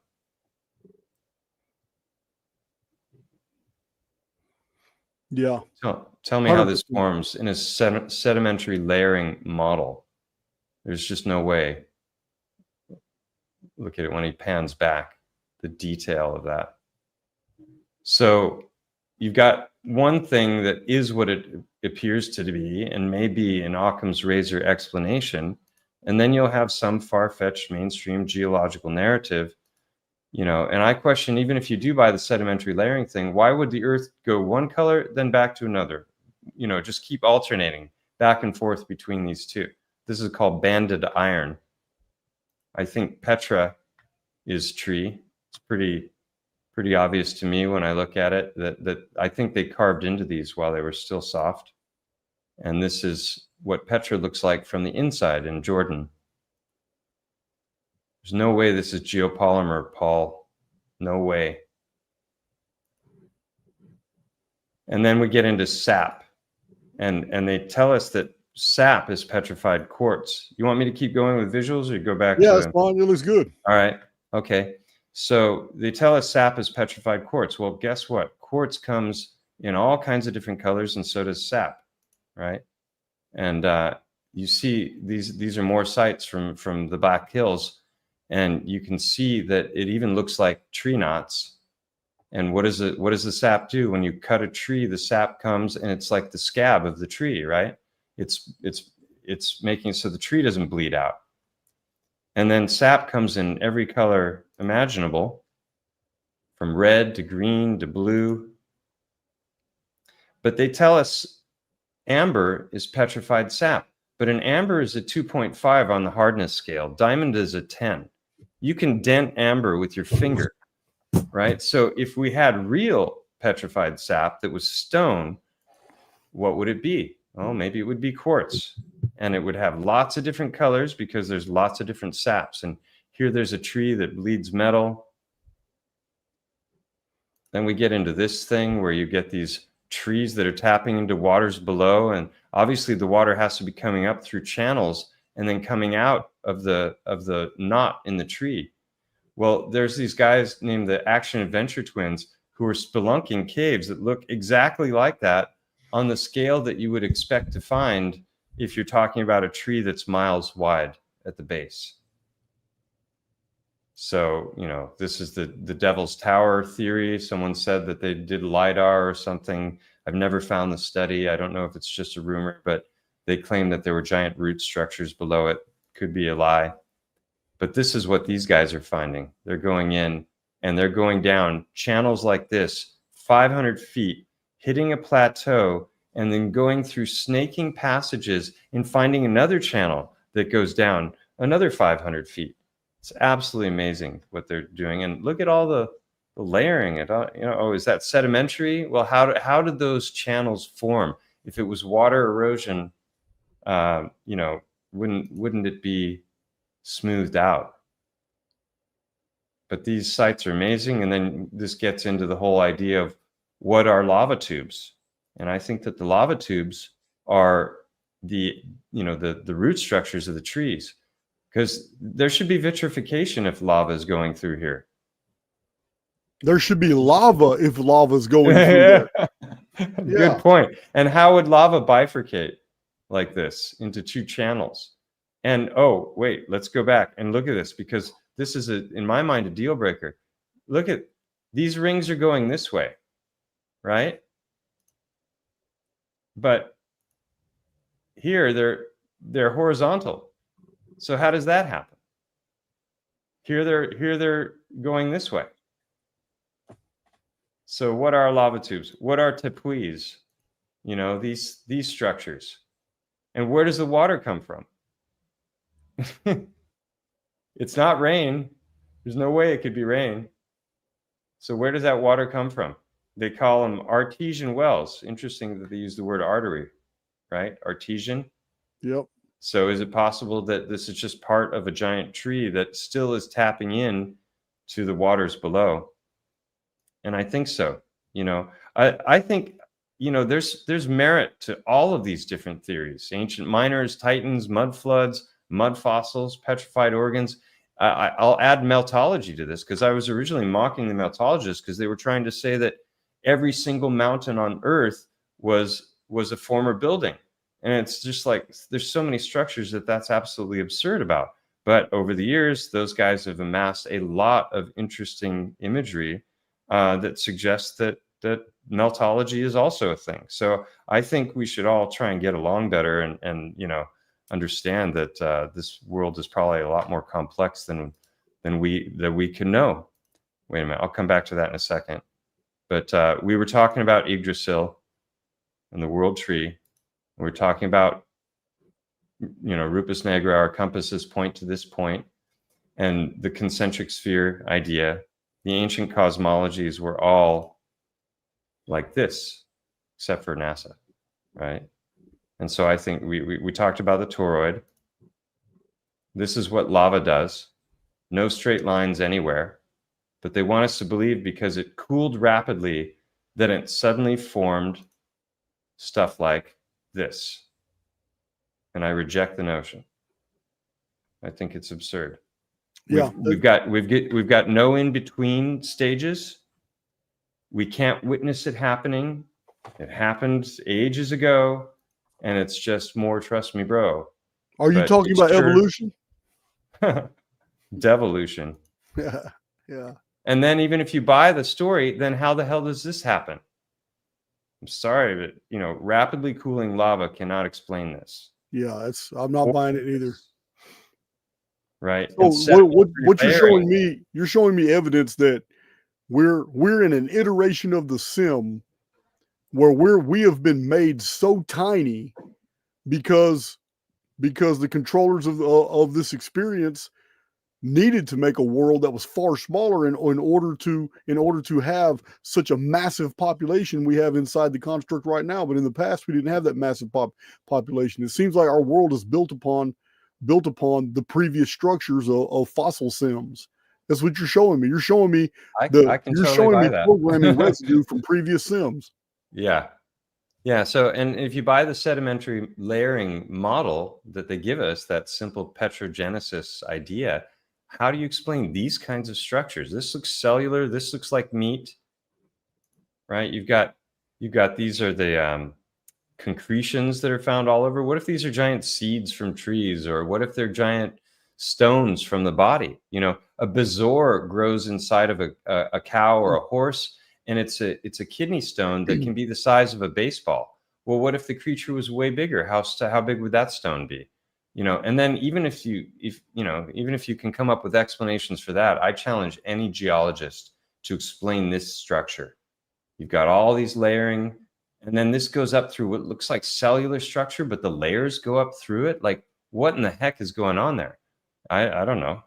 But this is White Pocket.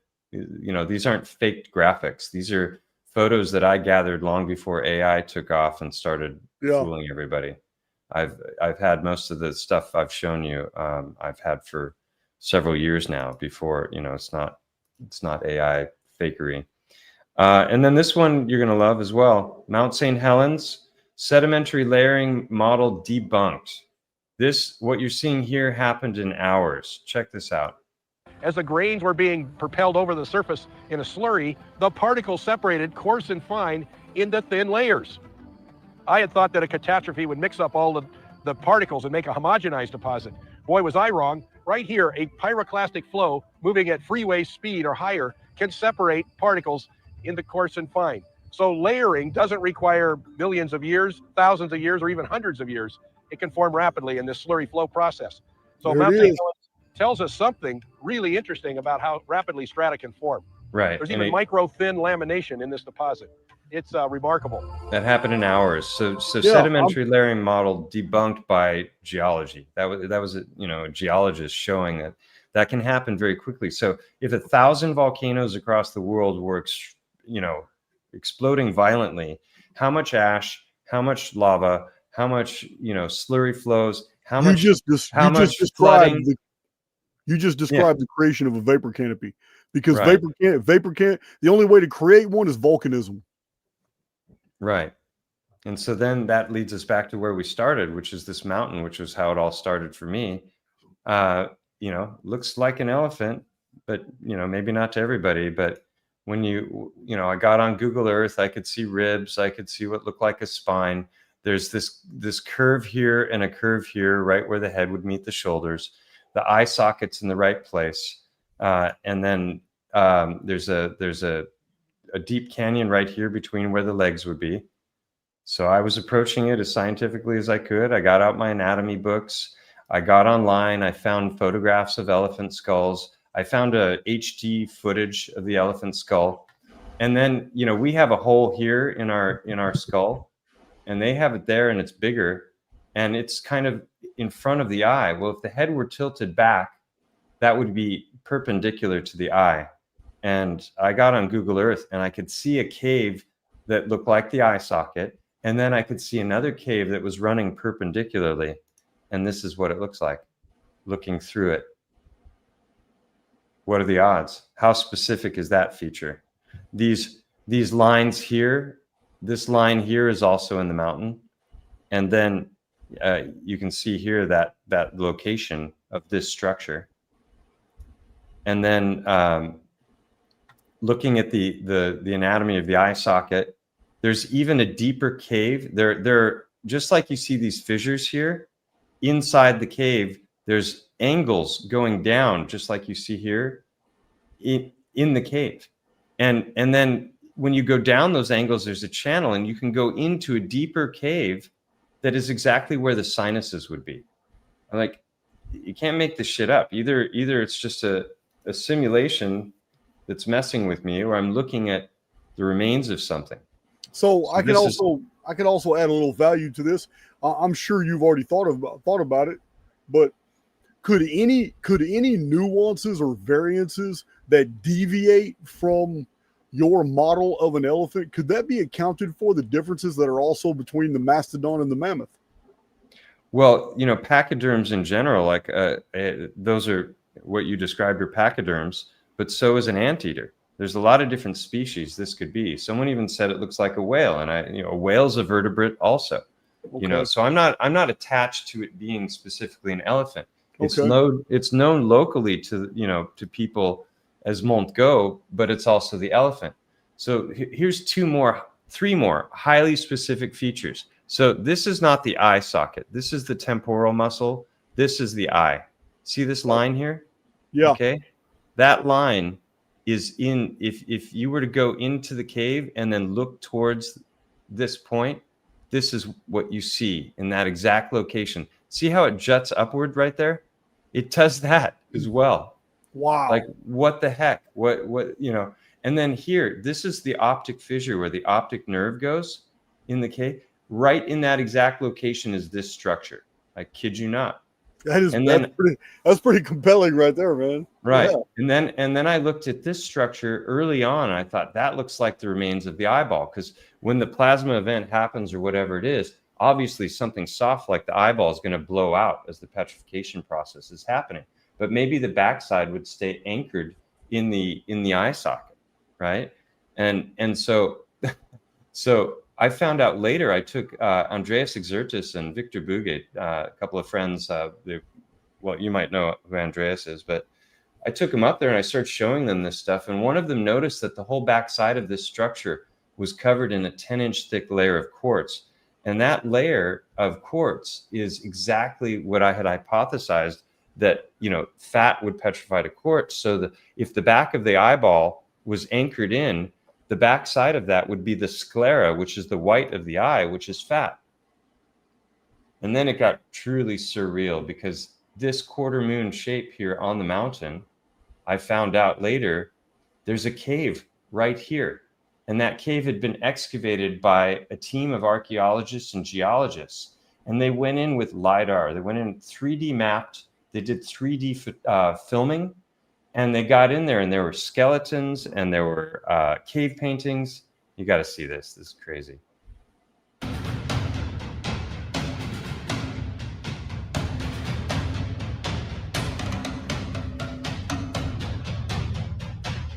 Huh. Almost like an ear canal. And here it looks like he's going around a turn. Looked like a cochlea. And here's the fly-through in 3D. I didn't even know the cave existed until I went looking for it. And when I was looking for the road name to go up the canyon, I saw this link.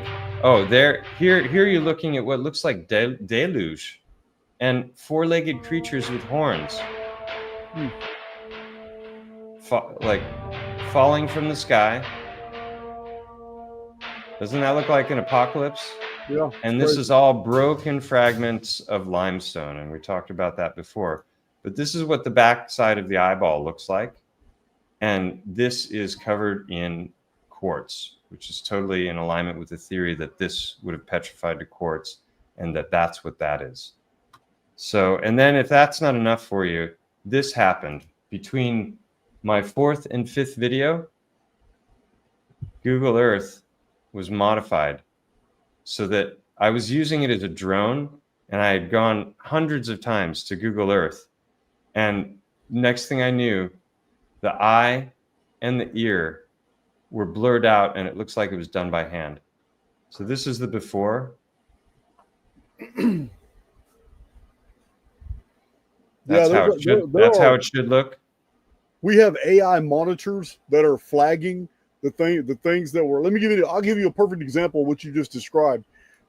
Recently, I was trying to use Google to find any images of dinosaur tracks close to anywhere where we find double rail tracks called cart tracks in different areas of the world. It was the subject matter of my video yesterday.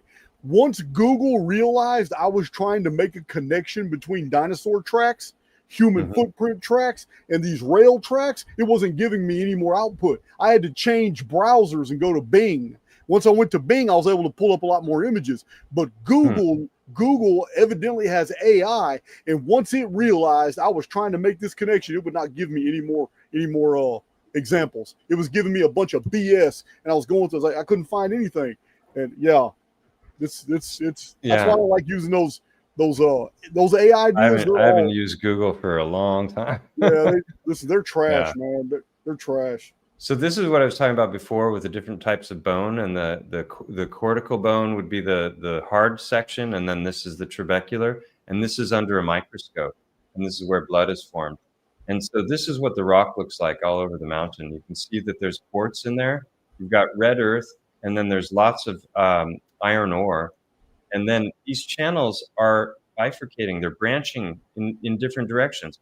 The official story is that this is formed by water erosion, that there are rivulets that form as it rains that start to spread out more and more to create these channels. But how then can you get smaller channels going off in other directions from the main channels? It doesn't make any sense. And here's a big rock where this would be cortical bone, very little in the way of the blood vessels, right? You can see there's one going in there. And this chunk is broken away, and look at what's coming out of that channel. It just goes on and on and on. So there's over 50 anatomical histological correlations. You can pause it and read those if you want, to those who are watching. Yeah, I mean, if you think about games of chance, it's pretty odd. And then when it comes to heartstones, I've had people send them to me from all over the world. It's a very, very repeatable phenomenon that's very specific to heart anatomy. It's not mentioned in the geological record. It's not mentioned by Roger Spur, nor has he ever mentioned my mountain, or has he talked about the trees. And so I'm suspicious of all three of those things. I want to give him the benefit of the doubt and trust him, but I think he needs to get off the ball and get on the ball. Well, you already know that the uniformitarian model of the solar system, heliocentric, and the uniformitarian dating system of everything being millions and hundreds of millions of years old, this is what people are programmed to believe since they're a child. I mean, toy sections are full of dinosaurs. Toy sections are full of rocket ships. Toy sections are full. I mean, you're already saturated it before you even make it to the school. Before you even enter kindergarten, your cartoons and toy sections have already programmed you to believe in these models. So I understand it. Paradigm blindness. I get it. The people the people are slaved to these models. So they process all new information through those same models, and that's what they're designed to do, because you're never going to be able to get to the truth if your processing filters are corrupted. Absolutely. Yeah. We should all be like stuff. Toto and pull back the veil, right? Yeah, that's good stuff. As I said in my presentation in London, like, it wasn't Dorothy that figured out that the guy was, manipulating levers from behind the curtain. It was Toto, right? He sniffed him out, and he knew there was something fishy going on, and he pulled back the veil. So we need to be like Toto, not Dorothy. Yeah, I'll buy that. I'll buy that for $1. Yeah, I will buy that for $1. Yeah. Is there anything else? Man. We can keep going. I've got loads of more to share, but people can go check out the videos on my channel. Essentially, there's not.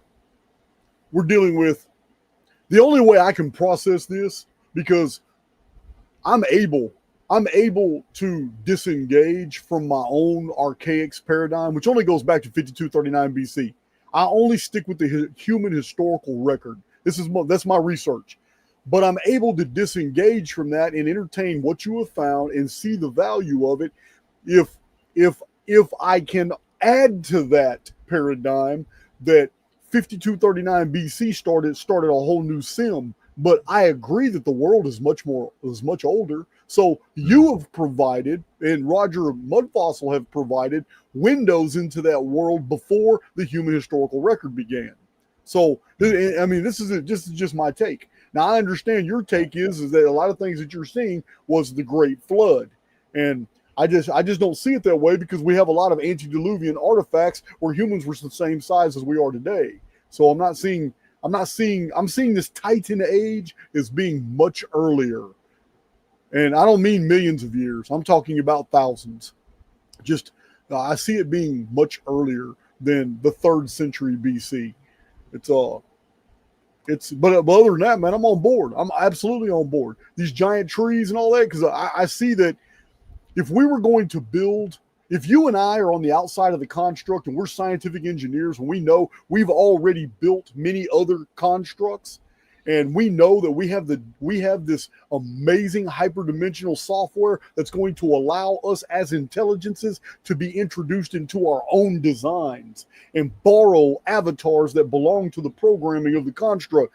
We know that in order to make that construct believable to those that are on the inside, it's like a memory wipe. Once you're inside, you don't remember that you're from the outside. But in order to make it believable, because you're still equally intelligent, you have to introduce all kinds of background programming, and the best way to do it is like you just showed. Here is a huge world full of gigantic trees and gigantic animals, but to themselves they're not gigantic. But if you want to produce the oil, you want to produce the coal, you want to produce all the mysteries in geology and make that world as believable as possible, you end that sim in a cataclysm, and then you introduce the new sim where life forms are smaller. Do it again. Introduce the life forms that are smaller. Now you have a back history of phenomena that is so mysterious, most people, unless they're Stellium7, are even going to figure it out, what was going on. So what I'm saying is, this is an experience that is technological. We exist on the outside of this experience. We have decided to participate in our own experience, but in order for it to be believable, we had to make a believable environment, which has enough background programming. These are programming fossils from previous sims. These are all things I've talked about in the last 5 years. That's why what you're showing me is something I can be on board with. Absolutely.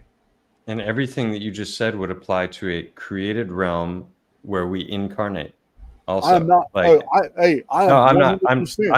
I'm not on either fence. You know. No, hold on. No, but but you're making an illusion here. We need to be clear. Listen, I am all about God. I am all about the oversoul. I believe that we are immortals participating in this. I am. Yeah. Don't ever think that my simulation theory concept has anything to do with some godless notion. It does not at all. Those who listen to Archaix know that my material also has great spiritual value.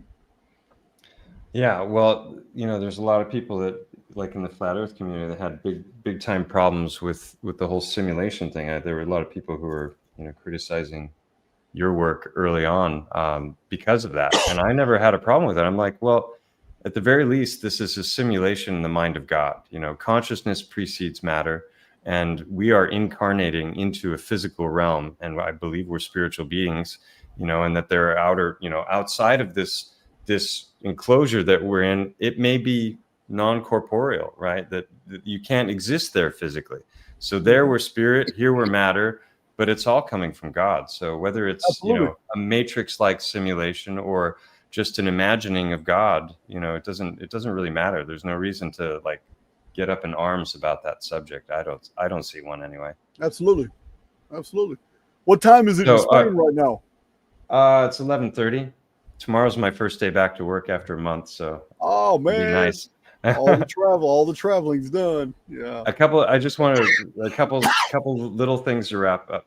One, I just want to point out also, trees versus animals in a forest. There are way more trees than animals. Absolutely. So what would you expect to find way more of? There's so much evidence for tree around the world. When you have the eyes to see it, Hangman 1128 has been showing it for years. So have I. You know, some people think everything is geopolymer, but I think it's all of the above, and people need to open their minds and not be such jerks. Yeah. So I'm going to add to that, and I'm going. Oh yeah, go ahead.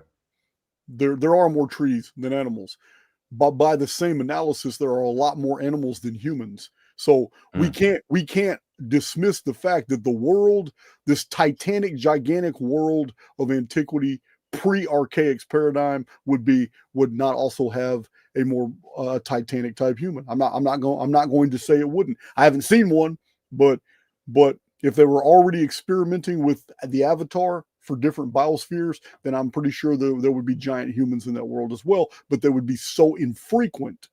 Right. So you're right. You would see evidence of the trees and the topaz and the opal fossils and amber and all that. You would see that a lot more than you would see any evidence of animals. So finding that elephant is definitely definitely momentous.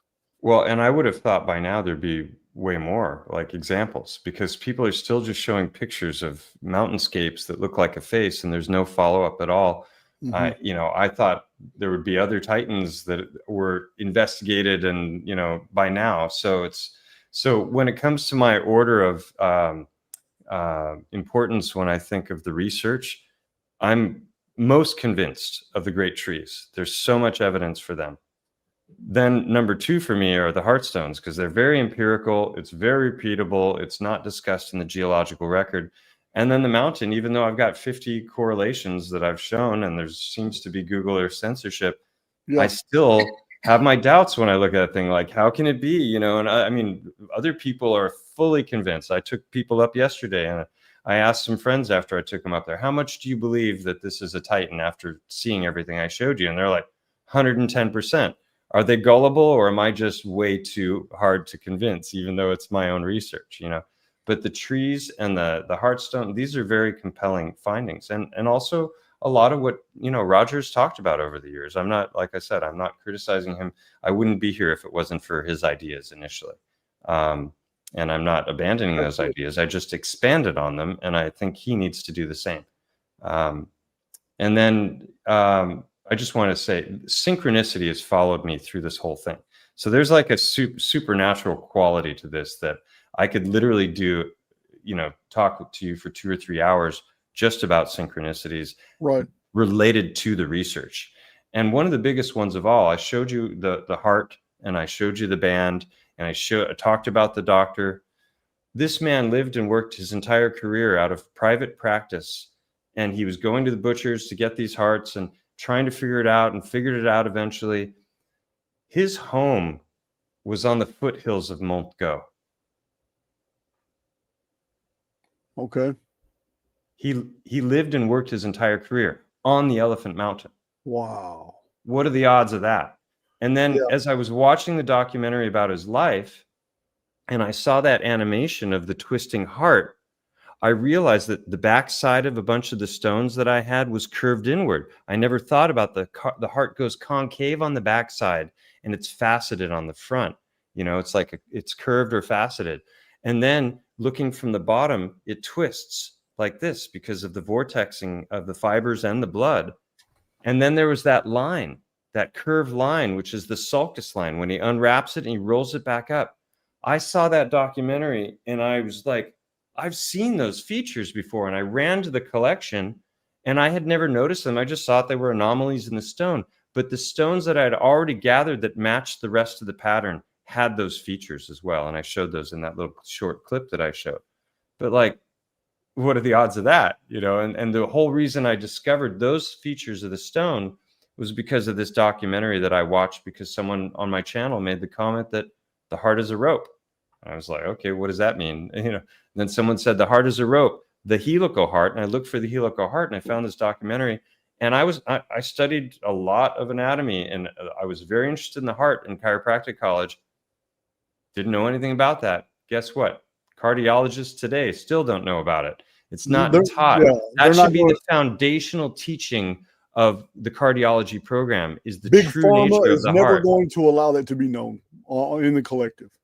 There are people, there's surgeons cutting into hearts that don't know that basic stuff. Yeah, They might pay some lip service to it. Go public. They're just not. Yeah, so that's just one of zillions of synchronicities. I'll tell you another synchronicity.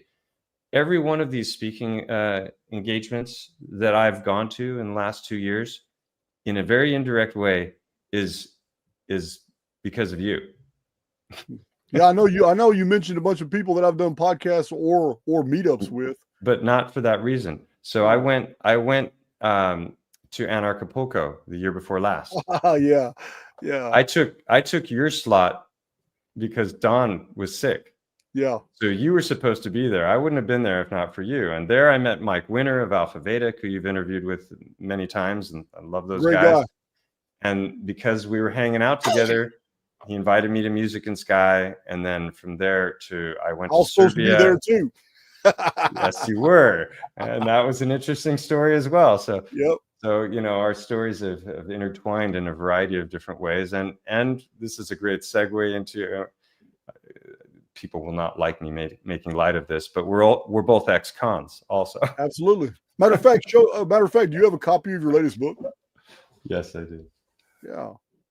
And it's a sales pitch here. So this is a book 40 years in the making that just came out 6 days ago on the 17th of September. And let's see, I'll just leave that and you can pause it to read those awesome quotes from the backside. Is that reversed? It's reversed on my screen. Oh, no, we can see it fine. We can see it fine. You can. Oh, it's reversed. As a matter of fact, show it to the screen real quick. I'm going to remove me. Yeah. So the Hacker Prince, it's all a true story.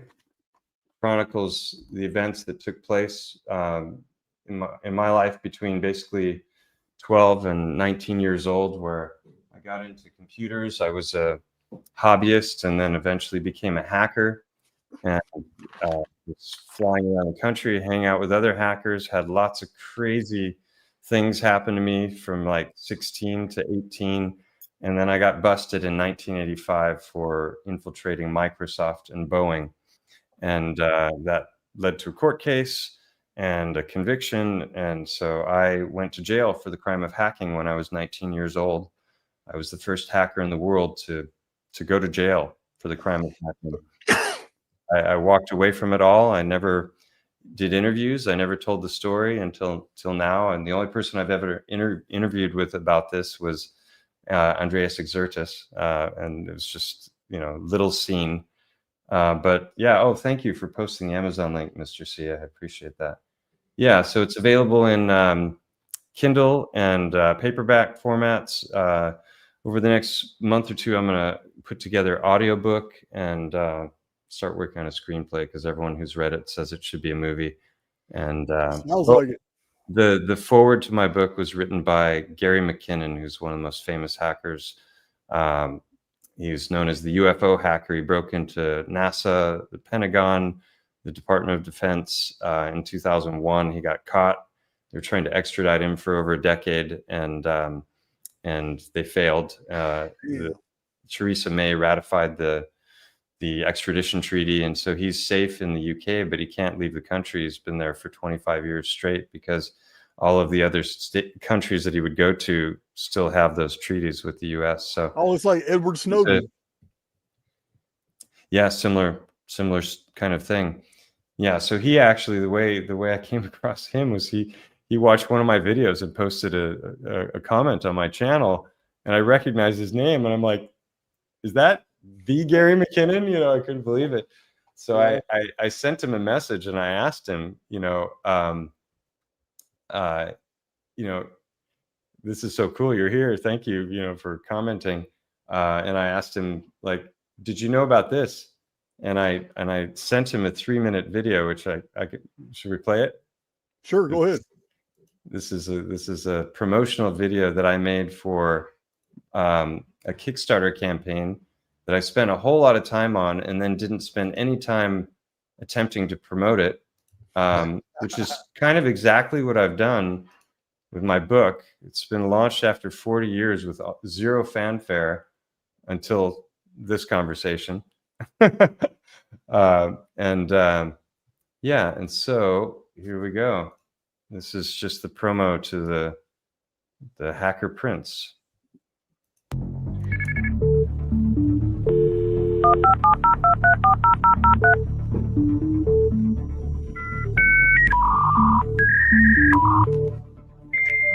In February 1985, an 18-year-old Kirkland, Washington man pled guilty to 4 counts of computer trespass.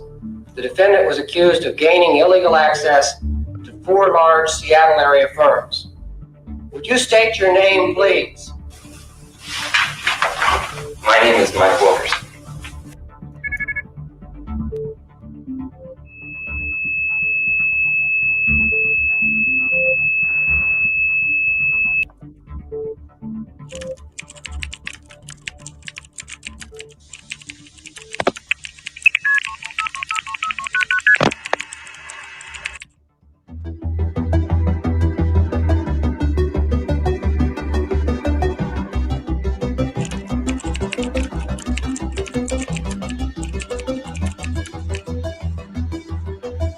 usually they have the way it's set up is you dial in on one line and it calls you back on another, so that you can't. It's supposed to be the ultimate security. But what you do is you break into Cosmos and you find out all of the phone numbers that that company owns, and you call it until you find the two that are hooked up to data, and then you get the callback modem and you set up call forwarding on that line, so it call forwards to your home number. That takes a lot of work, but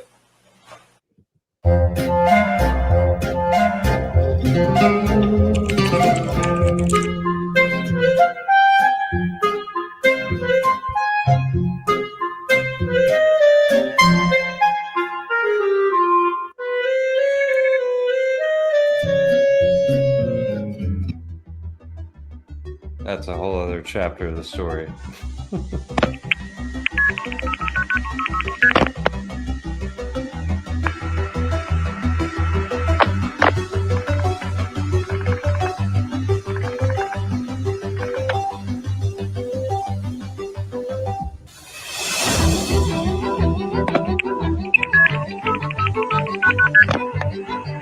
you haven't been caught. You have this invulnerable feeling.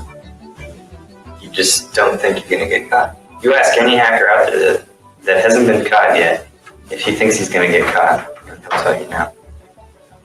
And if they tell you yes, it's because somebody close to them just recently got busted and they have a feeling they're being watched. Whether you're curious about the 80s hacking scene and some of its most infamous characters, or if you care to indulge in a bit of nostalgia for the early days of computing, or if you just simply like to kick back with a light-hearted coming-of-age tale, then this book is for you.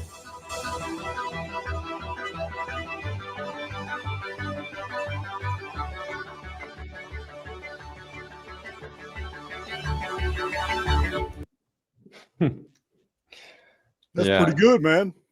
Thank you. Yeah, That's pretty good. I spent like a lot that. of time on that. You're famous. That's awesome. Not yet. Hell yeah, that's awesome. Maybe someday. Yeah, no, I literally have. It's on Wikipedia, and I'm like the only. Well, not the only one, but the well-known hackers that are kind of significant in the chronology. I'm the only one. I'm like number 2 on the list if you sort by date, and there's not even a link to my name yet. So it's it's a crazy story. It's a very entertaining read. I've had about 10 different authors have read it and have had really great things to say about the writing, and it's a page turner. And Steve Young said it read like a movie. Yeah, well, do me a favor, send me the Amazon link to my email. I'll order it right now. As soon as the show's over. I have a collection of books from people that I've met at meetups, other authors, other YouTubers that have their books. Yeah, I would just send it to you, but they're gouging us with anything coming in or out of this US or the UK right now. Yeah. A friend sent me his books. I paid more for import tax than I would have paid to buy the books on Amazon and have them sent to me. I know. So My problem ridiculous. with people ordering from New Zealand and Australia, I have those problems too. Sometimes they're the postage is more than the books themselves. It's crazy. Yeah, yeah, it's exactly what happened. Friend sent me 6 of his books. I paid 95 euros in import tax. He paid 50 or 60 just to send them, and then the cost of the production of the books as well. So it's just like, yeah, it's I'm ridiculous. not even bothering to send or receive anything from the States until this changes. But yeah, it's so crazy. Well, we've been going 2 hours and 38 minutes. This has been a great talk. But I knocked down a pot of coffee before we even started. I'd already knocked down a pot of coffee, so I've been holding my bladder pretty good. I even drank one in here. So, somebody's sending me binary in the chat. Secret codes. Poppin' Sons. Oh yeah, gotta send it through a binary decoder now. It'll say something. He'll probably say. Yeah, it'll say something. Good work. Hope it says something nice. Well, it's only nine deals here, so it probably says good work. Right. Or something like that. Cool. Poppin' Sons. I see you, man. All right. Well, thank you all for watching. And check out my channel. There's so much more, especially after I get back from the Black Hills, traveling with Hangman. I put out about a dozen little 2-minute clips of the absolute best footage. So if you're short on time, you don't want to pour through my multi-hour streams, go to those and just watch those. And I showed photos, but that's high def footage, and it's just breathtaking. Man, Mike, you're talking to the Archaix community. They're used to 3, 4, and 5 hour streams. Right. I forgot. Well, no, I have to say, the last interview we did, a lot of people came to my channel, and I've done interviews where I've gotten a bunch of subs, and then they're bookmarking it for later. But the people from your channel came to the channel and started churning through the content, and they were very appreciative and interactive, and so thumbs up to the Archaix. I was on there this morning. You guys are great. All right. Well, Mike's links. He's got a lot of links. I think I saw 6 of them. The first one is the YouTube channel, then all the other social medias. I think you're also on Odyssey, on Rumble, Substack, X, BitChute, Odyssey, Rumble, YouTube. They're all Stellium7. So. Well, they're all linked in the description box right now. Okay, great. I put them there. I put them there when I set the video up. So my community can find you really, really fast and really easy. So you got any final thoughts? Because I'm about to terminate this and go straight terminate it. The Terminator. Nice talking with you. All right, Mike. Till next time. Bye. Yeah, man, that's an awesome revelation. It really is. But like I said, that was a great guest. He's been here before. He will be back, and all his links are in the description box. And it is kind of mind numbing. I mean, there's no data here that would get me to balk. There's no information here that would get me to say, oh no, man, this gotta be wrong. I can't find it. But history is a very big place, and it's just my personal opinion that these titanic discoveries, these giant forests and all that, it's going to be the 6th millennium BC or before that. Because when it comes to the human historical record, things are pretty much well defined from 5239 on back. I could be wrong, because we do have a very major cataclysmic event in 3895 BC, which is so well documented on my channel. So we could have the end of that giant trees and giant titanic life forms in the 3895 BC event as well. So something for us to look forward to, something to look at. I know a lot of my Archaix veterans know where I'm going with that. It's something to look at, but there's nothing here in this guest material that I can offer counterpoints to, because it's very relevant to the diminishing of the ecosphere. The ecosphere seems to have more and more life forms the more it progresses, but they get smaller and smaller and smaller. It's very interesting. So until later, guys, I'm gonna hit this badass song. You recently heard it, Mr. Traumatic. Dedicated this to Archaix. Go ahead and play it again. That'll be our outro for the day. You can build whatever world you want. You change your frequency, you will change your world. Reality will always build for you the world that is commensurate with how you see yourself. Wow. I'm not the physical body, I'm the immortal within. Facts. So when my DNA skin suit dies, you can stick my corpse in a bin. Do it. You can just cremate me, I don't care if you're scorching my skin. Cause I'm infinite consciousness in a cosmic ocean, I snorkel and swim. Wow. Life is a game, I'm certain, I have no doubts, of course I will win. Yeah. Ask about me, checkmate. I don't watch porn, I'm a king. Checkmate. And I don't drink from the tap, you know that water's grim. Fluoride's a neurotoxin, your pineal gland's absorbing it in. Yes. And if you think chemtrails are engine fumes, you're awfully dim. I'm not a yes man, I'm authentic, I don't force anything. I don't believe in fate or luck, it's not an unfortunate thing. Never. I'm not stressing, life is a blessing, no one is born into sin. No. The devil's been tempting me, but I'm not talking to him. I'll stick my sword in his limb and swing my fist full force in his chin. Been battling demons for ages now, I'm going to war with the jinn. So if they happen to kill me, I'll be going out with a glorious grin. The demons are knocking, they've been scheming and plotting. Those toxic chemicals up in the sky will leave you sneezing and coughing. The reason is shocking. I bet you'll be breathing a lot in.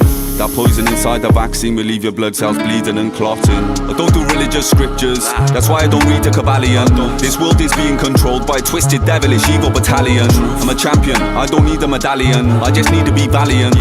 I'm bareback in reality, so I don't need no weed or Valium. I'm completely sober, I don't do shrooms and I don't swallow beer. I'm not your average human being, I'm positive, I don't follow fear. I love the world we live in, but all I'm seeing is pain and sorrow here. Welcome to the pits of hell, it's a digital quantum hollow sphere. I don't trust nobody, people's hearts are so cold and shallow. But I'm on a path to greatness, I don't care if the roads are narrow. I'm always ready for battle, I've been stockpiling loads of ammo. The thoughts I'm thinking are twisted, gruesome, horrible, gross and paro. I've been stuck in a spiral dimension, at war with these floating shadows. I've been fighting devils and demons, using these poisonous bows and arrows. If I die and I leave this place, I'll fly in the sky with the crows and sparrows. I don't mind if you bury my body right next to my potatoes and marrows. The demons are knocking, they've been scheming and plotting. Those toxic chemicals up in the sky will leave you sneezing and coughing. The reason is shocking, I bet you'll be breathing a lot in. That poison inside the vaccine will leave your blood cells bleeding and clotting. The demons are knocking, they've been scheming and plotting. These toxic chemicals up in the sky will leave you sneezing and coughing. The reason is shocking, I bet you'll be breathing a lot in. That poison inside the vaccine will leave your blood cells bleeding and clotting. The demons are knocking, they've been scheming and plotting. These toxic chemicals up in the sky will leave you sneezing and coughing. The reason is shocking, I bet you'll be breathing a lot in. That poison inside the vaccine will leave your blood cells bleeding and clotting. The self-aware immortal is a non-local awareness, limitless, timeless, with the creative tools of imagination and intuition. Intuition and imagination used together can create anything. You can build whatever world you want. You change your frequency, you will change your world. Reality will always build for you the world that is commensurate with how you see yourself.